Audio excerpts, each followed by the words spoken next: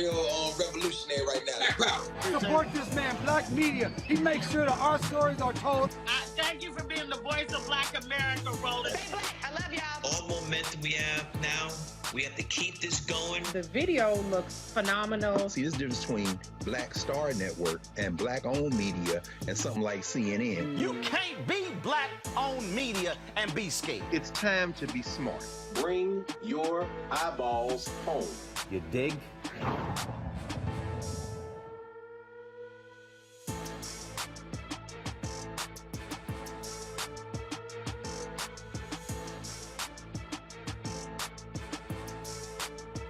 iPhone 13 on us for every customer. Current, new, everyone, to show the love.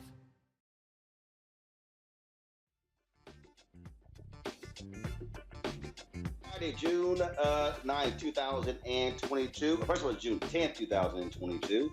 I am broadcasting live from Los Angeles, where I am one of the honorees for the Equal Justice Now Awards, partnering with Ben Crump. So looking forward to doing that later today. But let's get right to what we break it down on today's show on the Black Star Network, folks. Explosive testimony.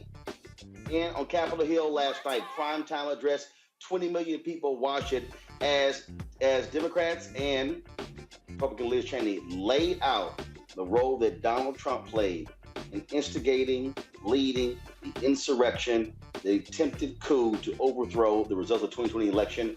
We're going to give you a breakdown of what took place and also break it down with our panel as well. The mother of Ronald Greene will join us to talk about the Department of Justice launching their investigation into the Louisiana State Police, of course, who tried to cover up the killing of her son. Also, a Black North Carolina family says they are being racially targeted.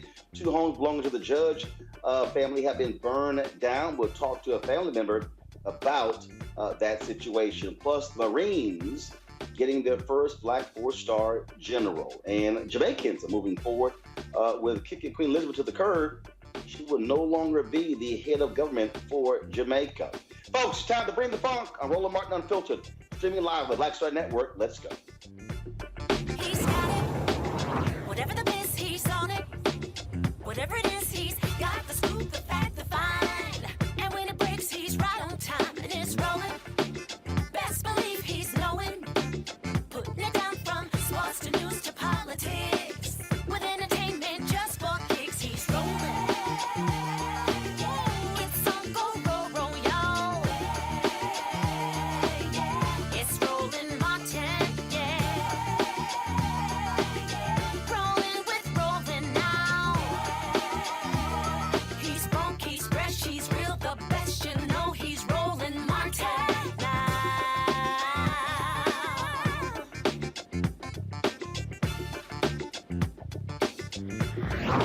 Martin!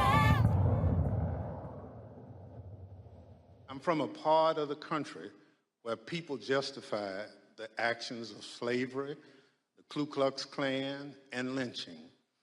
I'm reminded of that dark history as I hear voices today try and justify the actions of the insurrectionists on January 6, 2021. Over the next few weeks, hopefully you will get to know the other members, my colleagues up here, and me. We represent a diversity of communities from all over the United States, rural areas and cities, East Coast, West Coast, and the Heartland. All of us have one thing in common. We swore the same oath. That same oath that all members of Congress take upon taking office and afterwards every 2 years if they are reelected. We swore an oath to defend the Constitution against all enemies, foreign and domestic. Folks, nearly 20 million people tuned in last night across various broadcast and cable networks to watch the primetime hearing of the January 6th committee that has been investigating the attack on this country on January 6, 2021.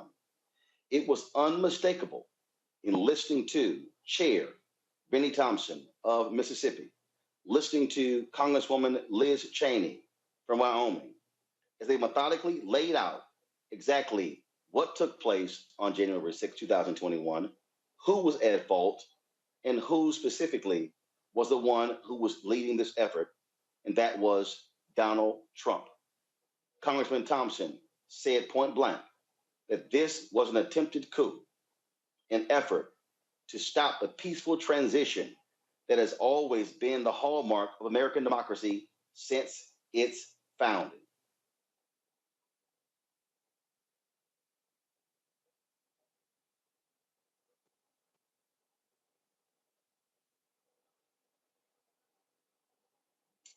Folks, again, so we should have another Congressman Thompson.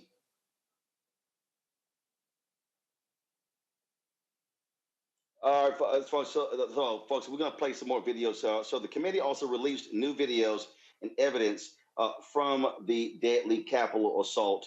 And roll that video, please. There was about a 10-minute video that they actually played that was unbelievable, that detailed exactly how crazy that day was. There was testimony from Capitol Hill police officers as well. Roll that.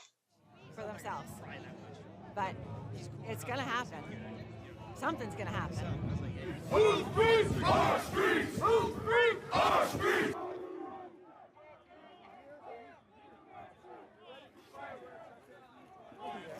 Hurt you. We are on your side. Don't make us go against you. Understand the side. Pick a side. These are our streets. $20 a picture. I hope Mike is going to do the right thing. I hope so. I hope so. Because if Mike Pence does the right thing, we win the election. All Vice President Pence has to do is send it back to the states to recertify. And we become president, and you are the happiest people. Mike Pence is going to have to come through for us. And if he doesn't, that will be a sad day for our country. Because you'll never take back our country with weakness. You have to show strength, and you have to be strong.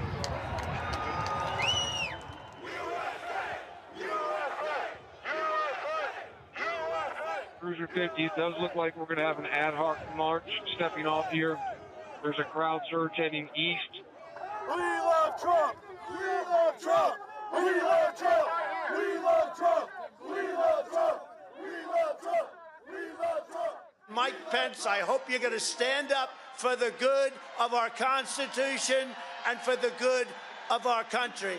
And if you're not, I'm going to be very disappointed in you. I will tell you right now.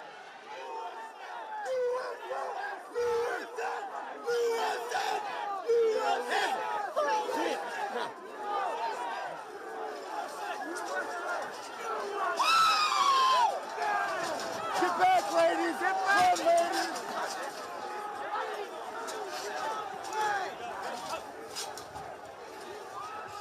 Priority. We just had protesters. Peace circle, breach the line. We need backup.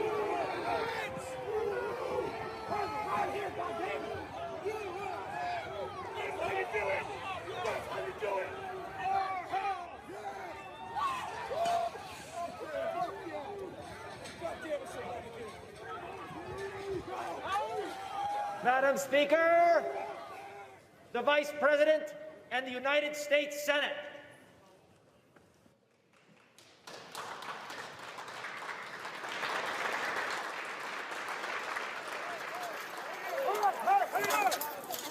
We're going to give riot warnings as soon as the apparatus is here. We're going to give riot warnings. We're going to try to get compliance, but this is now effectively a riot. 49 hours declaring it a riot. Cruiser 5 to 50, be advised, Cal Police 1 advised they're trying to breach and get to the Capitol. I copy.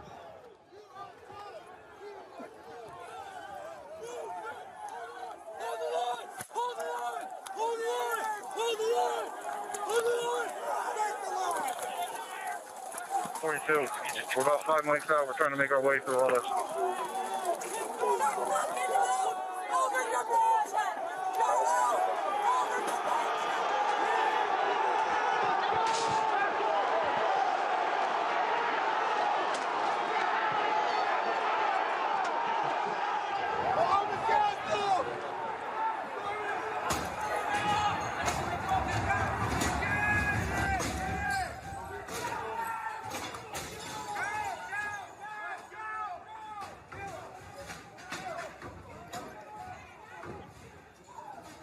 We have a breach of the Capitol.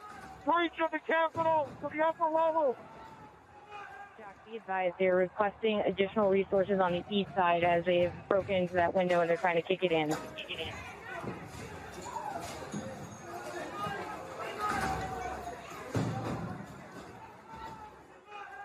Without objection, the chair declares the House in recess pursuant to Clause 12B of Rule 1. Mike Pence didn't have the courage to do what should have been done to protect our country and our Constitution, giving states a chance to certify a corrected set of facts, not the fraudulent or inaccurate ones which they were asked to previously certify. U.S. demands the truth. Bring out Pence. Bring out Pence. Bring out Pence.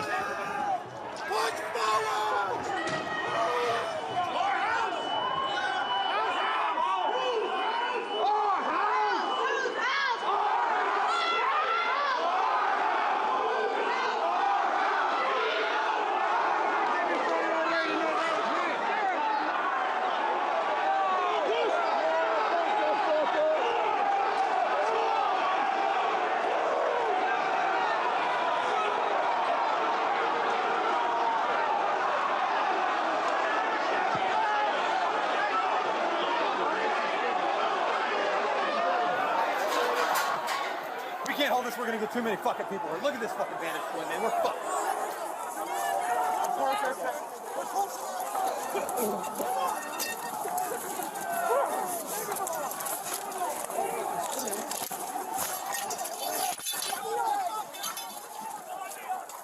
We need an area for the House members. They're all walking over now through the tunnels.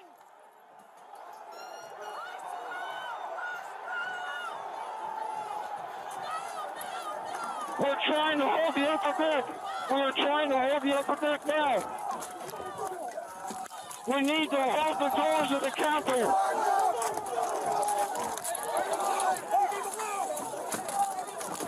I need court support.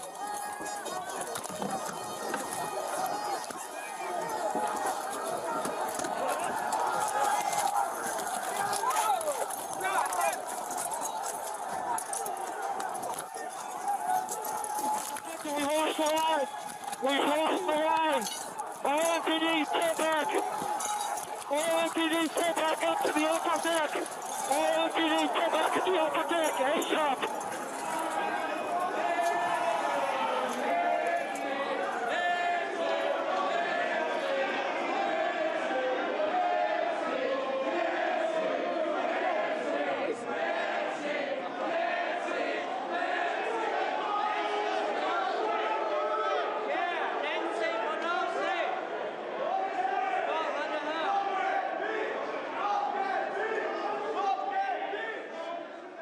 Cruiser 50, be advised that Capitol Police is going to start moving their resources inside. They're going to start the M4 officers first.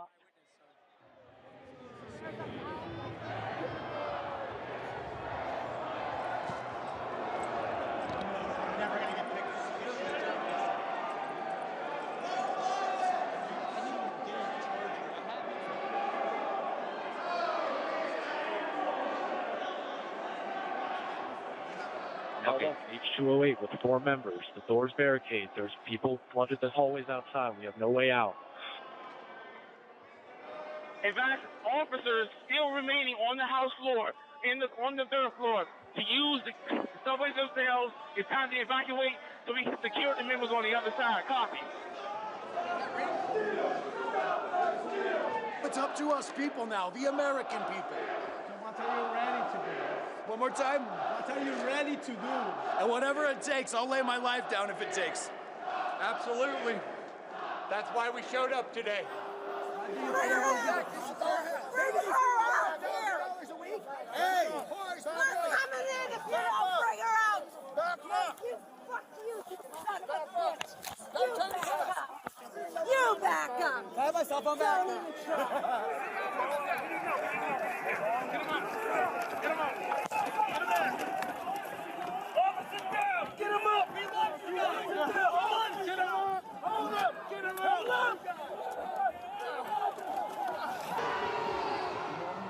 changing to some of that West Karen store for backup.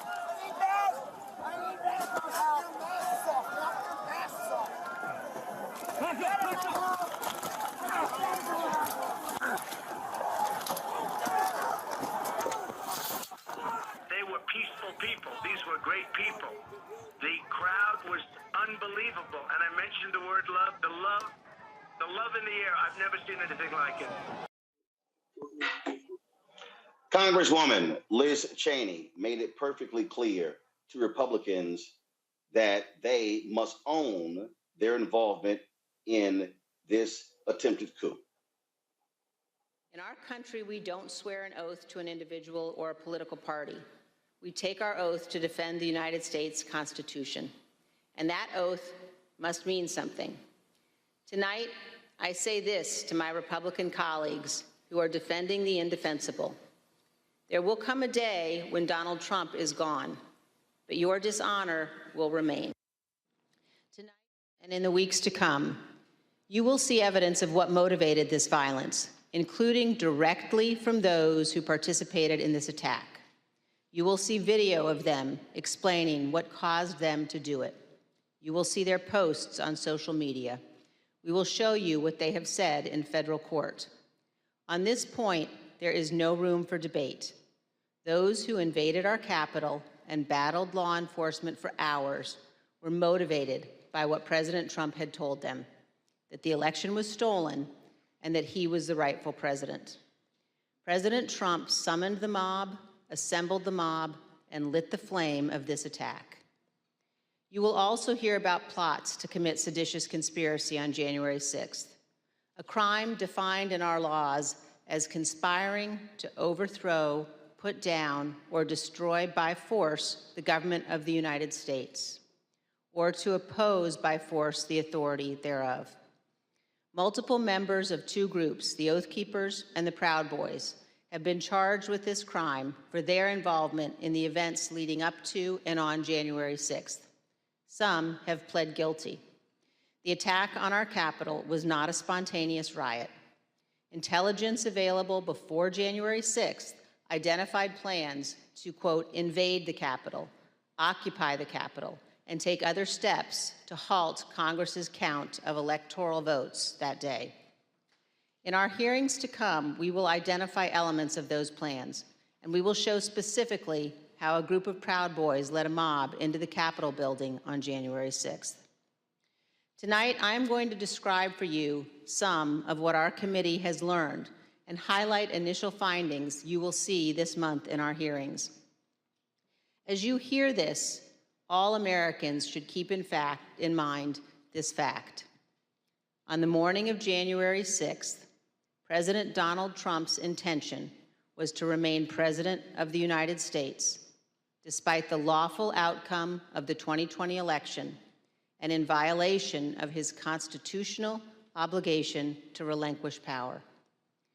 Over multiple months, Donald Trump oversaw and coordinated a sophisticated 7-part plan to overturn the presidential election and prevent the transfer of presidential power. In our hearings, you will see evidence of each element of this plan. Today, while speaking about the economy in Los Angeles, President Joe Biden addressed last night's January 6th primetime hearing.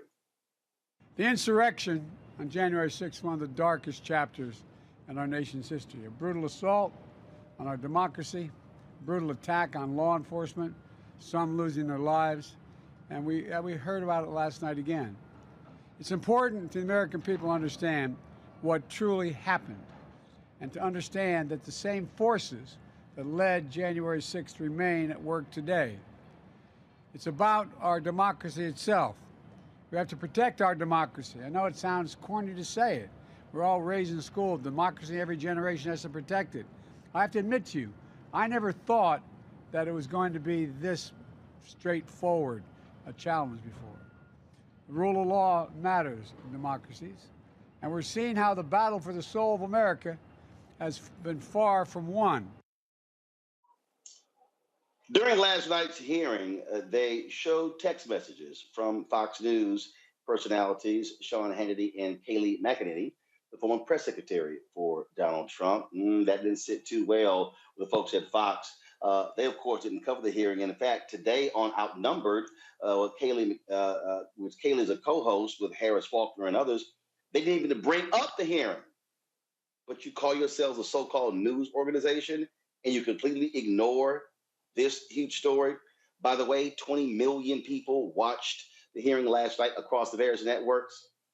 So the folks at Tennessee Holler put this video together to show you the contrast of the lies being told on Fox News and the reality that we heard last night in the hearing. Watch this. The dullest, the most boring. There's absolutely nothing new. Most of the footage we're about to play has never been seen. It is a made-for-TV smear campaign against President Trump. The judge evaluated the facts, and he reached the conclusion that President Trump's efforts to pressure Vice President Pence to act illegally by refusing to count electoral votes likely violated 2 federal criminal statutes. There's no respect for truth. There was no insurrection.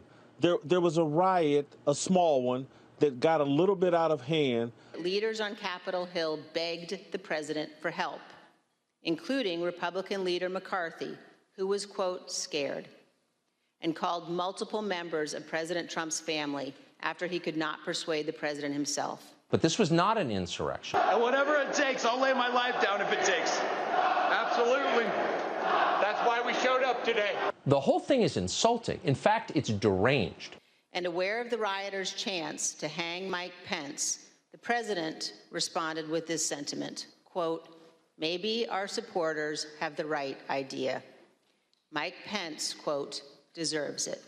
Why didn't they lift a finger with all the intelligence they had ahead of time to protect the Capitol, to protect every elected official? Not only did President Trump refuse to tell the mob to leave the Capitol, he placed no call to any element of the United States government to instruct that the Capitol be defended. You might get an insurrection if you behave like that. Speaking of insurrection. This peaceful transfer of power has been honored by every American president, except one.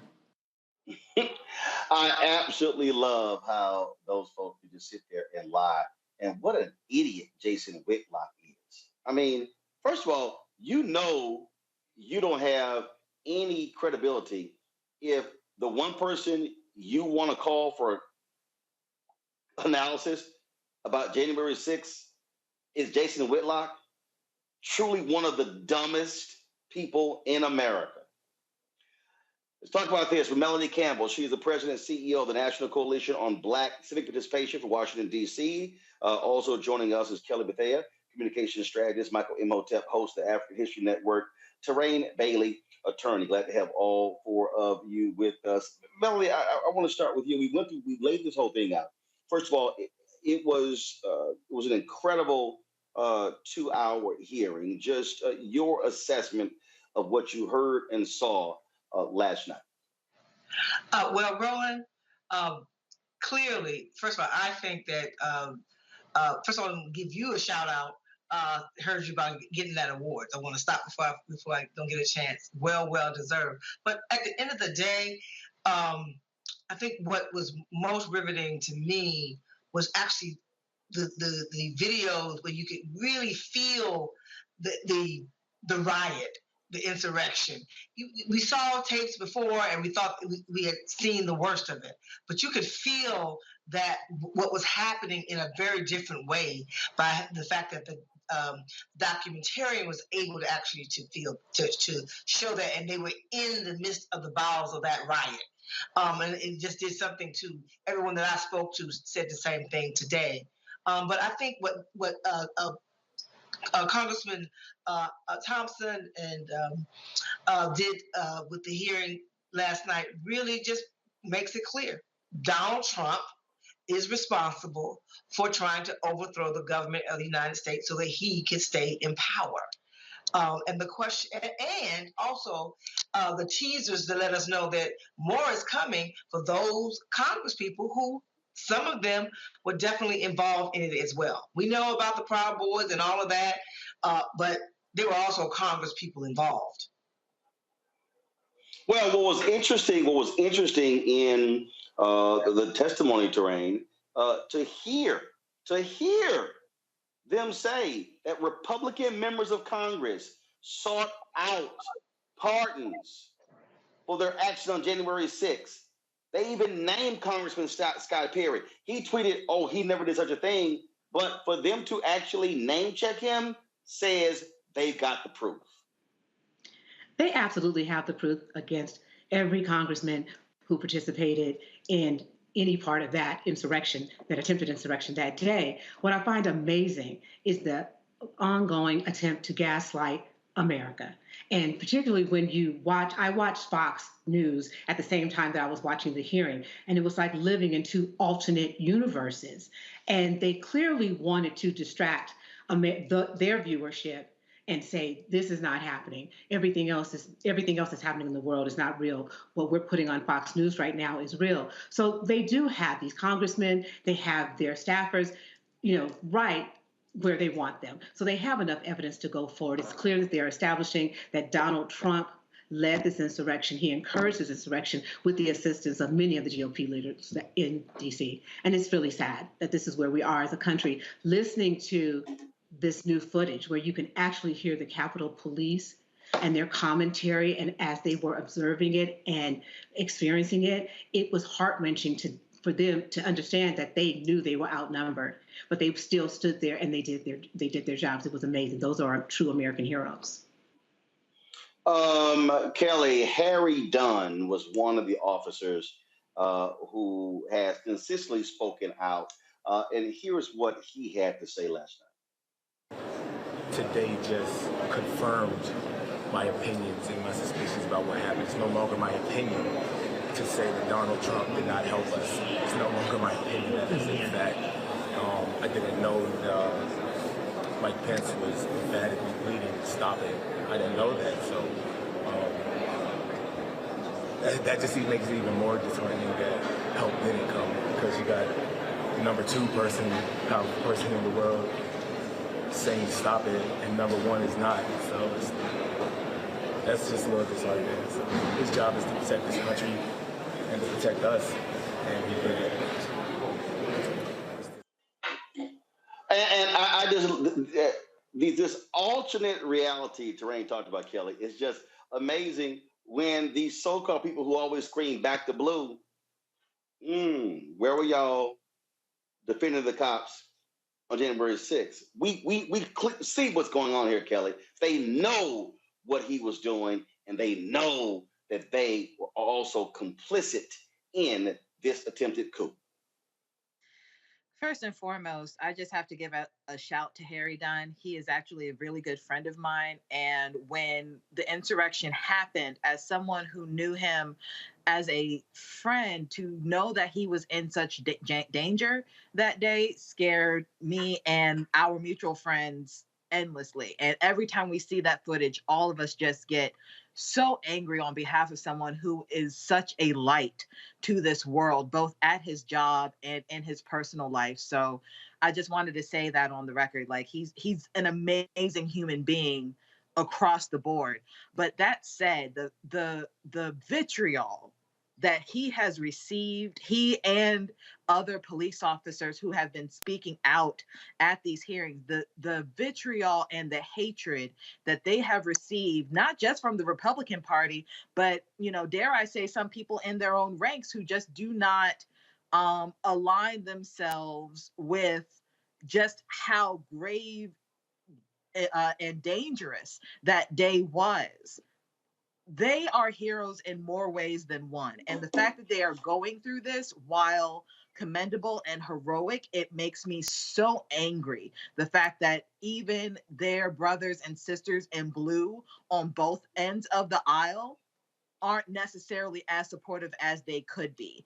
And I hope that not only the hearings that we are going to be seeing for the next couple weeks, from my understanding, they're going to be telling the truth, right? But I'm just glad that it's not just telling the truth to the world, but it's on the congressional record that what they went through was literally fighting treason. They were literally fighting domestic terrorists that day. So again, shout out to them. Shout out to everybody who was on the front lines that day. And I just pray that everything that happens from here on out is just a reflection of not only how good they are, but how corrupt and inept those who were there that day on the other side of history were.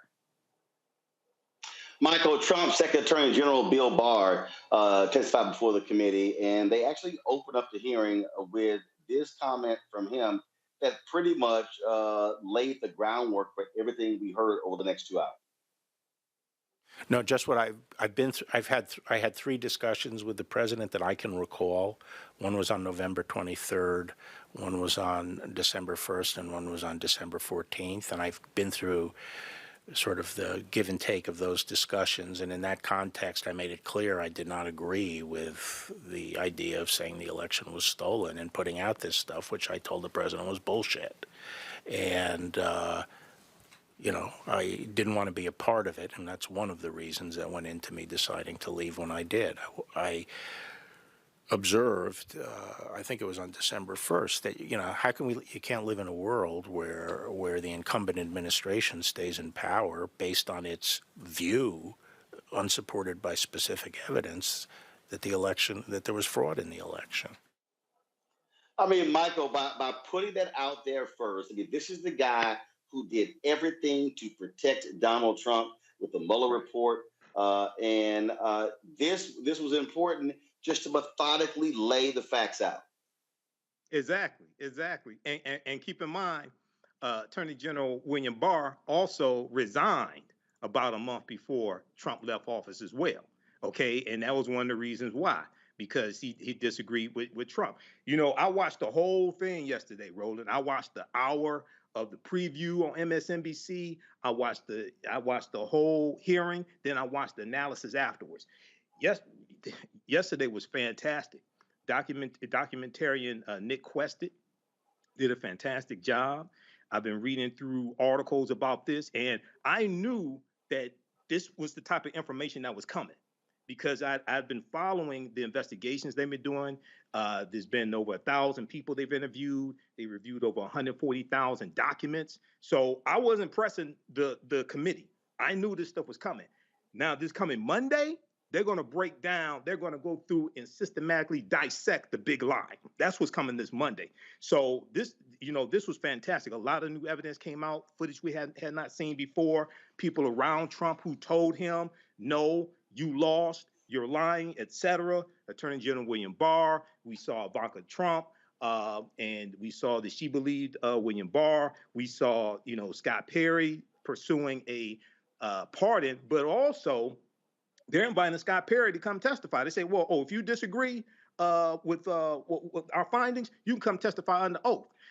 And Chairman Benny Thompson was interviewed by Nicole Wallace today on Deadline White House. And she asked him, would you let President Trump come, former President Trump come? He said, yeah, if he comes under oath, testifies that he can. But if he thinks he's going to perjure himself, he better think again. So this is fantastic. I love it. Seriously, I love it. And this reminds me, lastly, of the July 1863 New York City draft riot during the Civil War, where working class white men retaliated against the federal government because they were being drafted to fight in the Civil War. Many of them did not have the $300 to avoid being drafted. And they said, wait a second, you said the Civil War was about keeping the Union together. This was after the Emancipation Proclamation. They said, now you're talking about freeing the slaves. They retaliated and they attacked federal buildings. There were about 119 people killed, and they also attacked African Americans as well. This was a bloody riot, one of the worst riots in the history of this country. This is before, of course, Tulsa Massacre, 1921. This is the New York City draft riot, 1863, during the Civil War. Melanie, to sit here and listen to people who say, oh my God, the hearings were boring and they could have made it more compelling. I'm sorry, everything literally is not a damn television show or a movie. I mean, what we're talking about here is, as Congressman Thompson said, this was an attempted coup. And so I'm sorry we can't have a Michael Mann movie, or a F. Gary Gray movie. This can't be Fast and Furious 9, 10, or 11. This is real stuff. And the fact that 20 million people saw this, and you can have others who are saying that, well, we pretty much knew all this sort of stuff. No, I think there were people last night who had to see the gravity of what took place. And I think with these hearings coming up, and I think every one of them should be in prime time. They should, if the television networks, oh, we don't want them in prime time, damn your prime time shows. Put this in prime time, because American people need to sit at home and listen to this so they understand the evil that exists in the Republican Party, because they continue to defend this big lie. Well, I tell you, last night my brother who votes, but he doesn't like to get that engaged on some of these things. Me and my brother sat here the entire 2 hours, and he was talking about when I came home today. It's like people are paying. People who watched paid attention, and I think next week, and I agree with you, they need to keep it on prime time, no matter what Fox News, because there's certain people who go, no matter what happens, they're not. Those aren't the people that's going to ever own it, because they have a different mindset about what it's about in the first place. Right? Anything is going to keep white people on the top of the heap, and so Donald Trump fits that bill. So it doesn't matter what happens. But the American people have to know, and those who say they support the blue, really, this is how you support the blue, and then you're gonna elect Congress people. You have an opportunity to find out where people stood on whether or not they believe in this democracy that you all say you love so much, but you're flying the flag and taking people out like Kaepernick because he took a knee. So how patriotic are you really when you say you love this country? Because if you love this country, then what happened on January 6th, then you're going to show it also at the ballot box and who you decide you want to bring back to Congress in 2023. And the thing here, Terrain, again, what we heard were folks who are breaking the law. We heard them lay out perjury. We heard some serious charges. And the thing that I keep reminding people, that the individuals in the Republican Party who were involved in this, they are still in office. If they win the House in November, they're now in power. And so that's why also these hearings are important, because we need to know exactly who the evil perpetrators are. You're absolutely correct. If the Republicans take the House in the fall, then they are in office. And I believe that that's the goal of these hearings, is to inform the electorate of what really happened. But Roland, the reality of it is there are just people in this country who choose not to see what is in their face. They choose to believe in an America that existed long before we were born. They want to go back to making America great again. Well, it hasn't been great for us as African Americans, as people of color, very long, even if it is at all now. And they want to go back there, and they support anyone who's willing to let them hold their position that America was previously great in the way it is now. They believe that Black people and people of color are taking over. But yes, we need to be really concerned that we potentially have criminals who are going to be leading our country and leading our House of Representatives. We need to be gravely concerned about that. And I believe that what the House is trying to do now is to set it up so that before the elections, people can make an informed decision, that some of these people can be disqualified for running. But the Republicans will do anything to regain their position in the House and to stay in power. And that's the sad reality. Kelly, again, as I just sat there and I listened and saw the video and heard the testimony, all I could think about were the constant lies that we kept hearing coming from the White House. And as they laid out what they're going to, unfold in the next hearings, it's going to make it perfectly plain. And I tweeted this, and I said, we should never forget that when the Ari Fleischers of the world wrote a column expressing why he supported Donald Trump in 2020, when Governor Chris Christie, when Jack Nicklaus, when Geraldo Rivera, when James Baker, when all these Republicans stood by this man, they were supporting this. This is the same man before January 6th and after January 6th. And the Republican Party is in lockstep with him. And so this, to me, these hearings, it is drawing a line. And it's going to expose anybody to say, if you still stand with this man, you are absolutely on the side of evil and not on America. You are not a patriot. It is not about principle. You don't have morals or values. If anybody after this stands with Donald Trump or any Republican who defends this crap, then we should make sure none of them ever see the light of day when it comes to public office. I couldn't agree with you more. This hearing for me is really just a revelation, so to speak. It is literally shedding light on the shadows that we knew existed for the 4 years that Trump was in office. And the insurrection was really just the icing on the crappy cake of all the corruption and all of the cronyism and all of the ineptitude that was the Trump administration. What I appreciate the most about these hearings is the fact that, like you said, everything's laid out on the table now. And you will not have a choice but to be on one side of history or the other. You're either going to align yourself with domestic terrorists or you're not. You're either going to align yourself with the cult leader or you're not. And right now, what we're seeing in the footage of people like Bill Barr and the others that we saw last night, it's, yeah, I'm following a cult leader, but here's why. And they're trying to mitigate or really just straddle that line. We cannot afford any more line straddlers now. The Republican Party is already in the realm of a cult-like mentality.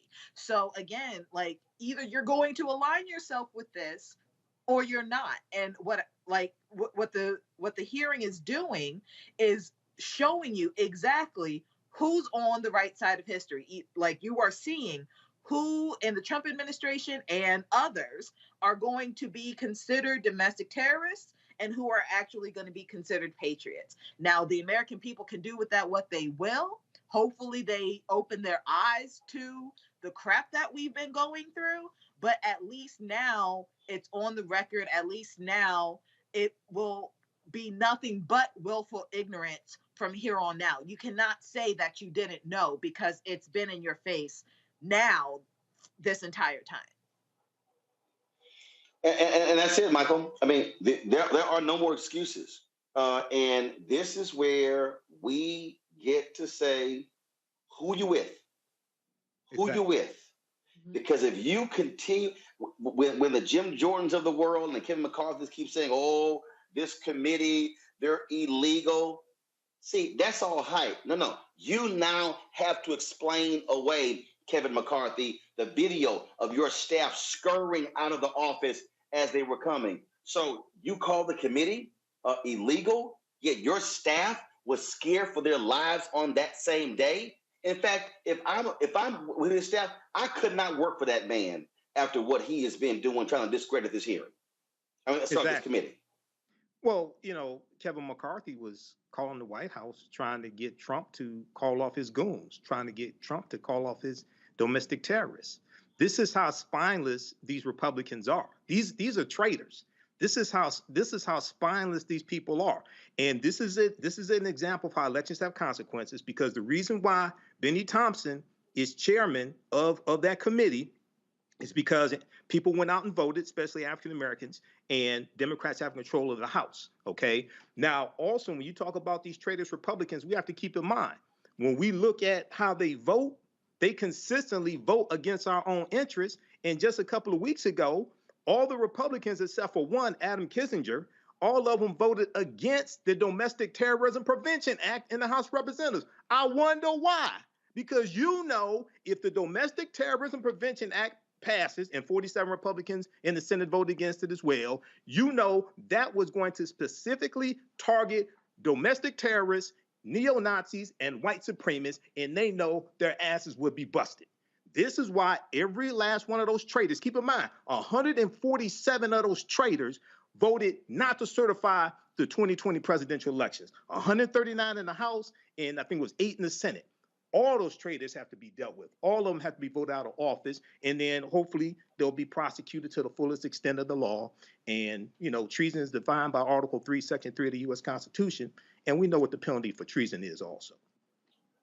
Melanie, final comment on this topic here. There were a number of conservatives, Republicans, who tried to, yesterday and today, it's about inflation. And yes, the report came out showing what inflation is, saying that's the only thing people are going to be focused on in November. I disagree. I disagree. I think people are going to be voting on this issue. I think they're definitely going to be voting on the issue of guns. They're going to be voting on the issue of Roe v. Wade, depending upon what the Supreme Court decision is. And so the economy certainly is a critical issue. But I think what this hearing, when all these hearings have run its course, it is going to be damning for the entire Republican Party.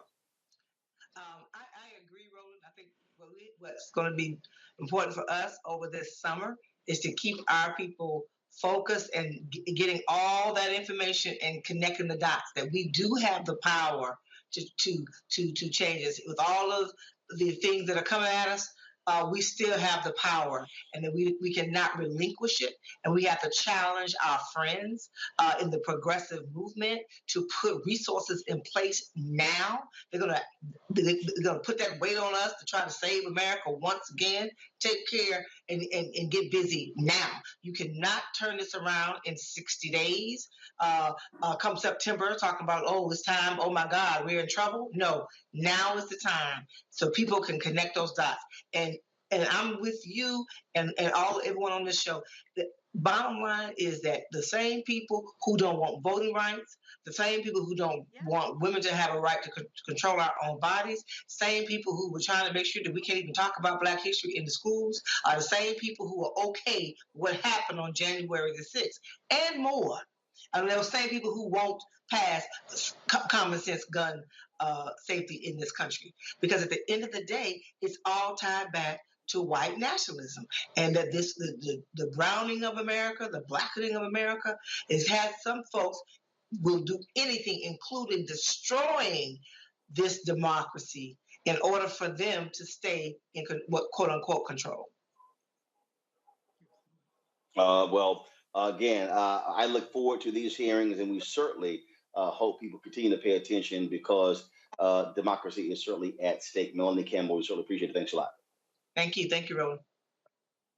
All right, folks, got to go to a break. When we come back, other top stories that we're looking at, the issue of the economy, inflation is one of those. Also, another child laid to rest in Uvalde, Texas. We'll tell you about that, as well as a North Carolina family that was they've been the target of arson. We'll talk to one of those family members. Folks, if you want to support us in what we do, please download the Black Start Network app. It's available on all platforms: Apple phone, Android phone, Apple TV, Android TV, Roku, Amazon Fire TV, Xbox One, and Samsung Smart TV. You can also, of course, join our Bring the Funk fan club, where every dollar you give goes to support this show. And you can send your check and money order to P.O. Box 57196, Washington, D.C. 20037-0196. Cash App is $RM Unfiltered. PayPal is R Martin Unfiltered. Venmo is RM Unfiltered. Zelle is Roland at RolandSMartin.com. Roland at RolandMartinUnfiltered.com. And if you're watching on YouTube or Facebook, be sure to hit that like button and the share button. We should be over 1,000, so let's make it happen. We'll be right back. Love our new Alexa. It's a Buick. Yeah, Alexa. Buick. Alexa. It's a Buick. It's an Alexa. It's a Buick. It's an Alexa. Coach, that's a Buick. That's an Alexa. The Buick Enclave with available Alexa built-in. Verizon just gave us all a brand new iPhone 13. We've been customers for years. We got iPhone 13s too. Switched 2 minutes ago, literally right before this. iPhone 13 on us on any unlimited plan for every customer, with plans starting at just $35. All on the network more people rely on. A powerful movement is rising across America. from the Mississippi Delta to the Apache stronghold. From the homeless encampments of Washington State to the coal fields of Appalachia of West Virginia. We are the 140 million poor and low-wealth people in this country, and we are building the Poor People's Campaign, a national call for moral revival. On June 18th, ahead of this year's midterm elections, while the Congress is still in session, we will hold a mass poor people's and low-wage workers assembly and moral march on Washington to arrest the attention of the nation, to put a face and a voice on poverty and low wages in this country. This is a watershed moment for justice and democracy in America. There are those who say that transformative change is impossible, but history teaches us that it is precisely in times like these that people must build a broad and deep movement from the bottom up. We must compel this nation to repent, to lament, and to see the realities that have been hidden for far too long. On June 18th, we will come together to lift the voices of the poor and low-wage workers who know that change is not only possible, it is essential for our survival. We will make the connections to show how systemic racism, poverty, ecological devastation, the denial of health care, the war economy, and the false moral narrative of religious nationalism and white supremacy are hurting us all.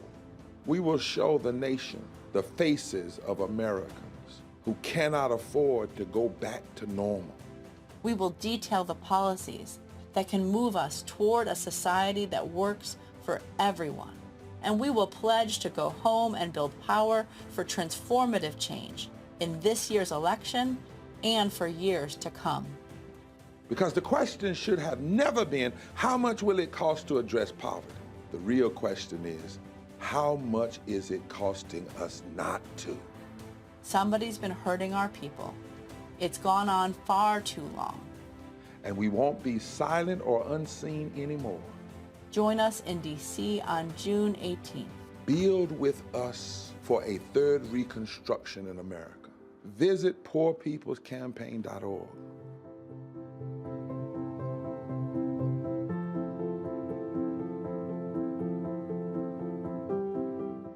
How about sushi? I just had sushi for lunch yesterday. How about tacos? Automatic emergency braking, one of 6 advanced safety features standard on every 2022 Chevy Equinox. Find new technology. Find new roads. Chevrolet. I'm Angie Stone. Hi, I'm Teresa Griffin. Oh, Roland. Hey, Roland. I am so disappointed that you are not here, first of all. Where's our dance? It's like we get a dance in every time I see you. And so now you're not here for me to dance with, sir. You and your ascot. I need it. I need that in my life right now. Okay, I love you, Roland. What's up? I'm Lance Gross, and you're watching Roland Martin Unfiltered.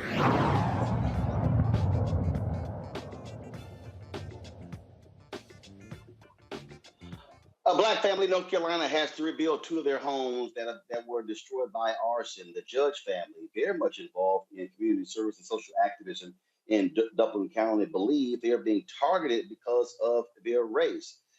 We're joined now by Beverly Judd and Amy Durant from the Southern Coalition for Social Justice. They both join us from North Carolina. Glad to have you here. So, Beverly, first of all, tell us what happened. These homes, when did it take place? And so what's going on? Well, on January the 26th, I was asleep and it was approximately 2:45 in the morning.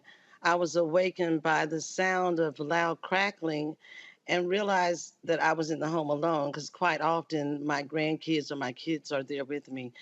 And I ran to the kitchen window where I saw blazes. My 66 Mustang was on fire under the carport. I ran out of the carport, and as soon as I had cleared the carport and made it to the end of the driveway, it was another explosion, which was the van that was under the carport. And the house just began to engulf in flames from the kitchen on. But it took a while. It burned for a long time. I called 911, called the fire department, and that house burned for many hours, at least over 7 hours. It was. And has it been declared that it's arson? Oh, yeah, it was declared as arson that night. Any leads from police? Anything in particular why your family has been targeted this way?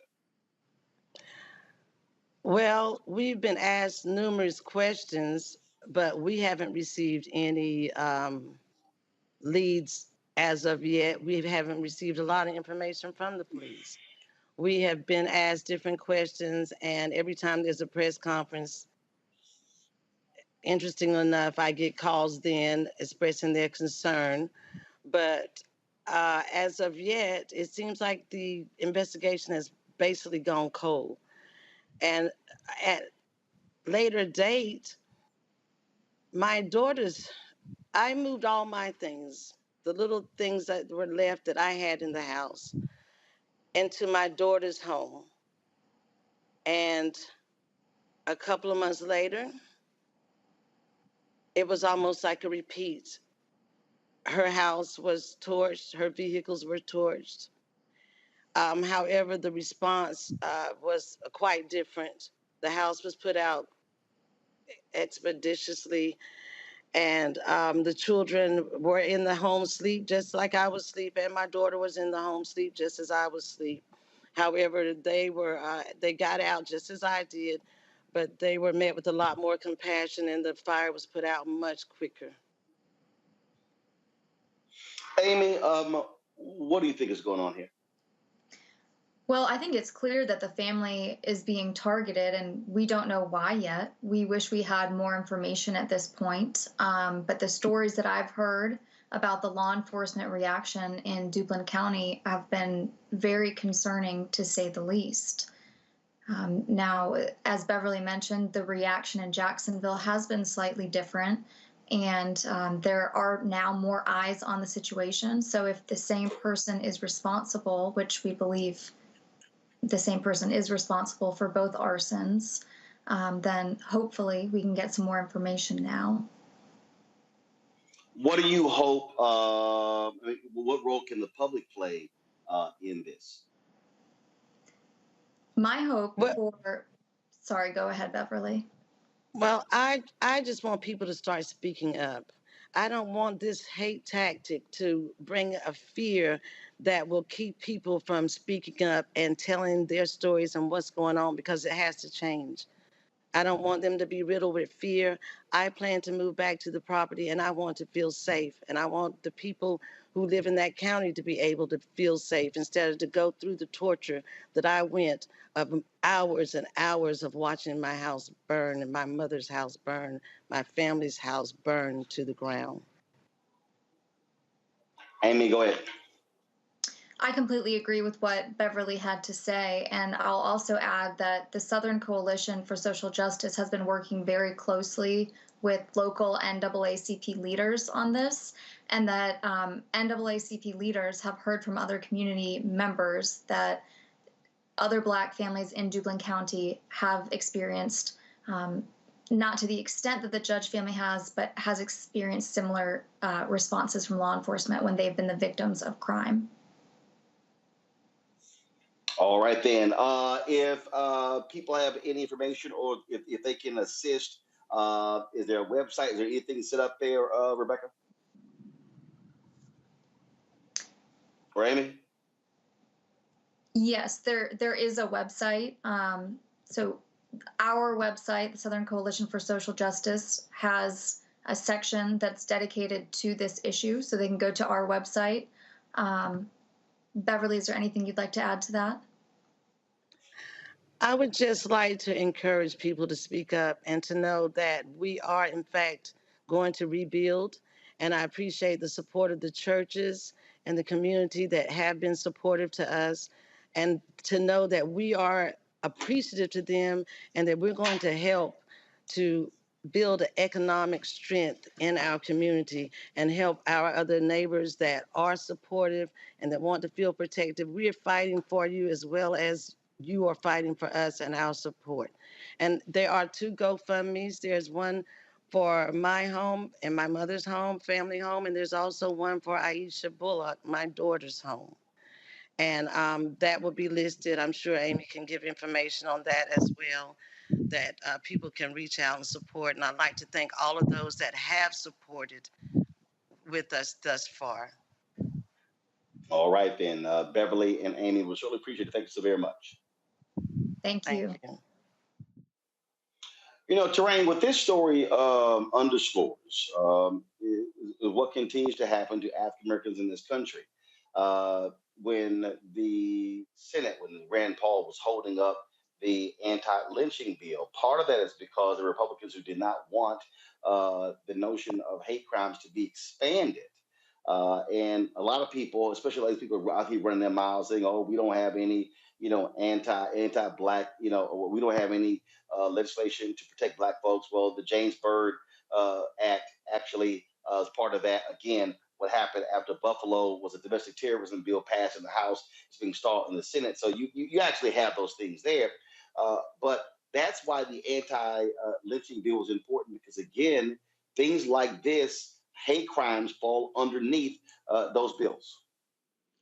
Absolutely. All hate crimes, domestic terrorism will fall under this bill. But that's not what certain people in our country want to happen. They don't believe that this is a real issue. They believe that these are isolated incidents involving people of color and our families, but they are very real. Our families are being targeted, and we don't have the laws that are strong enough to really protect them. By enacting these type of laws, that would mean that our police, that our government would actually have to take some of these right nationalist organizations on. And I dare to say, there have been cases where it's been determined that some of the local police officers are members of these organizations, so they would be actually acting against their own interests. So until we get to the root of the issues inside our police department, inside our elected officials, we're not going to get the legislation that we need to protect Black families. And that's, again, it's sad. This is where we are in this country. And, to go back to what we're talking about with the January 6th, and then bringing it back here with this, when people are voting for elected officials who are going to look out for our communities, whether you're Black, brown, white, and making decisions about anti-lynching, about domestic terrorism, we're not asking you to fall in love with these candidates. So we're asking you to make decisions that show your compassion and your hope and dreams for this country. And that's not what's happening. And until people take a real look at that, we're not going to move the needle here.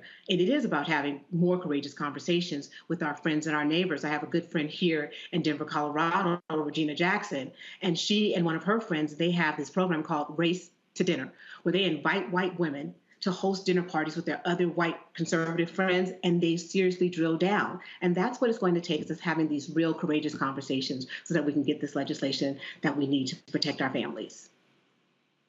And Michael, again, when we talk about, why you have to have legislation, you have the legislation. This is where law enforcement must do its job to find out who these perpetrators are. Absolutely. Reading about this, Dublin County appears to be a county of about 50,000 residents, 51% white. The hog farming is the dominant industry. And I wanted to know, maybe you can answer this, Roland, the home, I think it was Rebecca's home, Beverly, I think it was Beverly's home. It was on 20 acres of land. Was that farmland or was that an estate? Would you happen to know? Not sure. Okay. The other thing, so yeah, this is reminiscent, man, of African Americans who become prosperous and their homes burned down, their land burned down. This is one of the reasons why some of us left the South during the Great Migration. But the other thing, just to go back to what you were talking about, the hate crimes bill and James Shepard bill, 2009, which is signed into law. Yeah, that was the James Byrd, Matthew Shepard bill. James Byrd, Matthew Shepard. James Byrd, Matthew Shepard. For African Americans who say we don't have a hate crimes bill, it's important for you to understand that the first hate crimes bill signed into law in the history of this country was in 1968. It was signed into law by President Lyndon Baines Johnson. It was part of the Fair Housing Act of 1968. It came as a result of the civil rights movement and was largely for African Americans. If you go to justice.gov, which is the official website of the Department of Justice in search for hate crimes, they've got the documentation there. The first hate crimes bill was largely for African Americans. This is what happens when you don't understand history. And you say stupid ass nonsense like, oh, the Asians got a hate crimes bill, because you don't read. Okay, and then also the Department of Justice was created in 1870 during Reconstruction, largely to enforce the new rights for African Americans. So we've got to study history and law. Indeed, Kelly. When we talk about this case, as they are investigating for arson, when we talk about other incidents that have happened, for all the people out there who keep saying, "Oh no, we don't see this race stuff." No, we do. Y'all don't, and this still speaks to how blind so many people are to the realities of what it means to be Black in America. And it's frustrating, right? Because they don't see it, because frankly, it is a privilege to not have to see it. If you aren't able to see the racism that's going on in this country, in my humble opinion, it's because you choose not to, because it is obvious. And the fact that you don't see it in itself is a privilege. But incidents like this really frustrate me, and I'm sure everyone else, but the bar for what constitutes a hate crime is so incredibly high that even when it's obvious, you still have to jump through God knows how many hoops in order to be considered a hate crime in the eyes of the law. And that goes back to since hate crime bills have been in existence, right? Because of the racism in this country, they want the scrutiny to be so high so you can get away with more crap. And it reminds me of a couple years ago here in the DMV, Maryland specifically, a Bowie State senior. He was going to graduate, 3 days after he died. He was stabbed to death by a racist. And if I'm not mistaken, the murderer in that case was not charged with a hate crime, or they tried to charge him and it didn't stick because of the level of scrutiny it took to prove that he was racist in the course of murdering this young Black man, even though his Facebook was full of racial rhetoric, and he was joining groups that were centered on white supremacy and the like. But because he didn't call him an N-word as he was stabbing him, all of a sudden it was just a simple murder. That makes no sense, right? And until we have laws on the books that do not involve you having to say the N-word to somebody in the commission of such an act, we're going to keep having to deal with crimes that frankly should be given higher levels of punishment, but they aren't, because racists don't know when they're being racist. And the people who aren't being quote unquote racist choose not to see racism. And that's the frustration that we deal with. All right, folks. Got to go to the break. We come back. We'll talk with the mother of Ronald Greene to get her thoughts on the Department of Justice's decision yesterday announcing the investigation of the entire Louisiana State Troopers organization that has been rampant with significant problems for the last several years, but especially as relates to the case that deals with her son. That is next on Roland Martin Unfiltered, broadcasting live here in Los Angeles. We'll be right back on the Black Star Network. Verizon just gave us all a brand new iPhone 13. We've been customers for years. I thought new phones were for new customers. We got iPhone 13s too, switched to Verizon 2 minutes ago. Ours were busted, and we still got a shiny new one. Check it out. So wait, everybody gets the same great deal? I think that's the point. iPhone 13 on us for every customer. Current, new, everyone. On any unlimited plan, starting at just $35. All on the network more people rely on.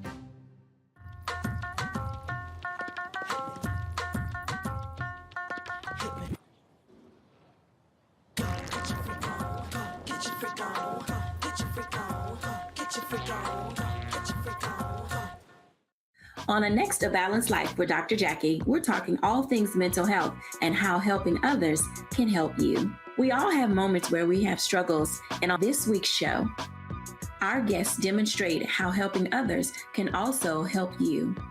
Why you should never stop giving and serving others on a next A Balanced Life here on Black Star Network. Love our new Alexa. It's a Buick. Yeah, Alexa. Buick. Alexa. It's a Buick. It's an Alexa. It's a Buick. It's an Alexa. Coach, that's a Buick. That's an Alexa. The Buick Enclave with available Alexa built-in. We're all impacted by the culture, whether we know it or not. From politics to music and entertainment, it's a huge part of our lives, and we're going to talk about it every day right here on The Culture with me, Faraji Muhammad, only on the Black Star Network. How about sushi? I just had sushi for lunch yesterday. How about tacos? Automatic emergency braking, one of 6 advanced safety features standard on every 2022 Chevy Equinox. Find new technology. Find new roads. Chevrolet. Hello, everyone. It's Kiara Sheard. Hey, I'm Taj. I'm Coco. And I'm Lily. And we're SWV. What's up, y'all? It's Ryan Destiny, and you're watching Roland Martin Unfiltered.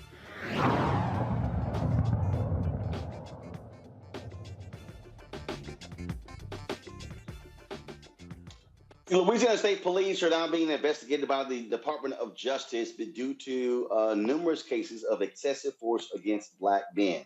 One of those cases that has gotten lots of attention in the last 3 years is that of Ronald Greene. He died at the hands of Louisiana State Police in 2019. Now, they initially claimed that he was killed in a car accident, but we later found out that that was not the case, and they were lying throughout. You had cover-up after cover-up by higher-ups in Louisiana State Police, and there were numerous calls. And after protests, and the DOJ yesterday decided that they are going to investigate Louisiana State Police. Ronald Greene's mother, Mona Harton, joins me from Orlando. Glad to have you here. Let's talk about at the White House a couple of weeks ago, the signing on the signing of the executive orders dealing with police reform. That still wasn't enough because, of course, many people still want the George Floyd Justice Act. And in this story, this is a perfect example of how police will protect themselves. They will lie. They will make things up as opposed to being honest about the truth. Yes, and I thank you. What's been happening is just like you said, it can't get any more clearer than what it is. We've come this far, and my family is one of thousands who are waiting for a voice and opportunity. What's been happening, we've been waiting forever for it. I can't say enough that as long as we keep traction and the momentum is what we all just pray for. Someone to just listen to us. I can't even believe that we have to keep shouting. We have to keep talking and keep the noise up to recognize the killing, the genocide that's been going on throughout the United States.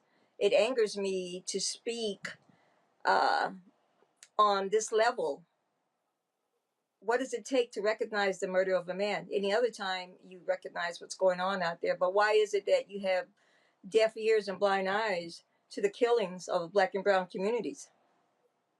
It angers me. The DOJ announcement yesterday, there were numerous organizations that have been pushing for this. And just your initial reaction once the DOJ notified you and others that they were actually going to finally do this. It's I was all over the place. Emotionally, I was all over the place. I was so damn happy. I was on cloud nine, and all I can say is, please don't drop the ball here. Our family's been waiting on this. Do a good job. Please be of integrity. Just move forward. Let's keep doing this. I'm just so elated. I'm so happy. And in the same breath, I'm like, please don't drop the ball. There shouldn't be any more ifs. We need to recognize what's going on, and let's fix this. This is the one chance that Louisiana has to clean its act up. the dismantling needs to be done. It's no other way of sugarcoating what's going on. Terrain, this is precisely why African Americans have always looked to the federal government, because we've not been able to trust that the state is going to do what is right and just.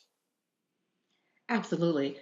Families and our communities, if it wasn't for the federal government, we wouldn't have these investigations consistently, time and time again. Local governments look at their own, and then they declare no harm, no foul. The officers were acting within the scope of their duties. It's not until the feds get involved that we have an opportunity to really drill down and see what's going on. I mean, we saw what happened in Savannah, down in Georgia with Ahmaud Arbery.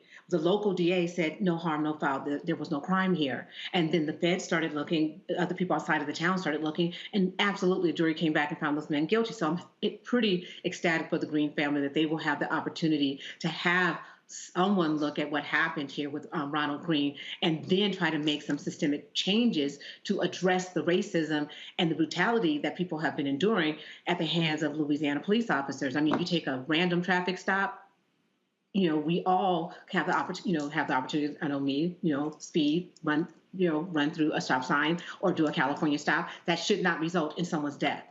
There is no reason. So hopefully this investigation will lead to new change in Louisiana. But my question is, how many investigations do we have to have in this country at the federal level before we make widespread change in our police department, beginning at the federal level, where our Congress does something and says, okay, this is a problem where we have to address because we have investigation after investigation, but we still have more dead bodies.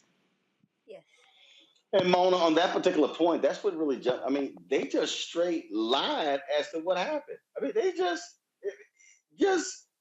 how do you go from, it was a car accident to being viciously beaten? Exactly. That's what we've said. We screamed it at the top of our lungs. You see it. When I first saw the video of my son, I saw they meant to kill him. For whatever reason, my son wasn't going to walk away. I said that at the very beginning, and it's something that I can't take. When I see my son, I wanted to see my son take his last breath, and the fact that I saw they had no mercy on him, and my son wasn't that type of a man. He cared for no matter what. And all I can say is, God's got my son. God's got my son. How they took him and how brutal they were.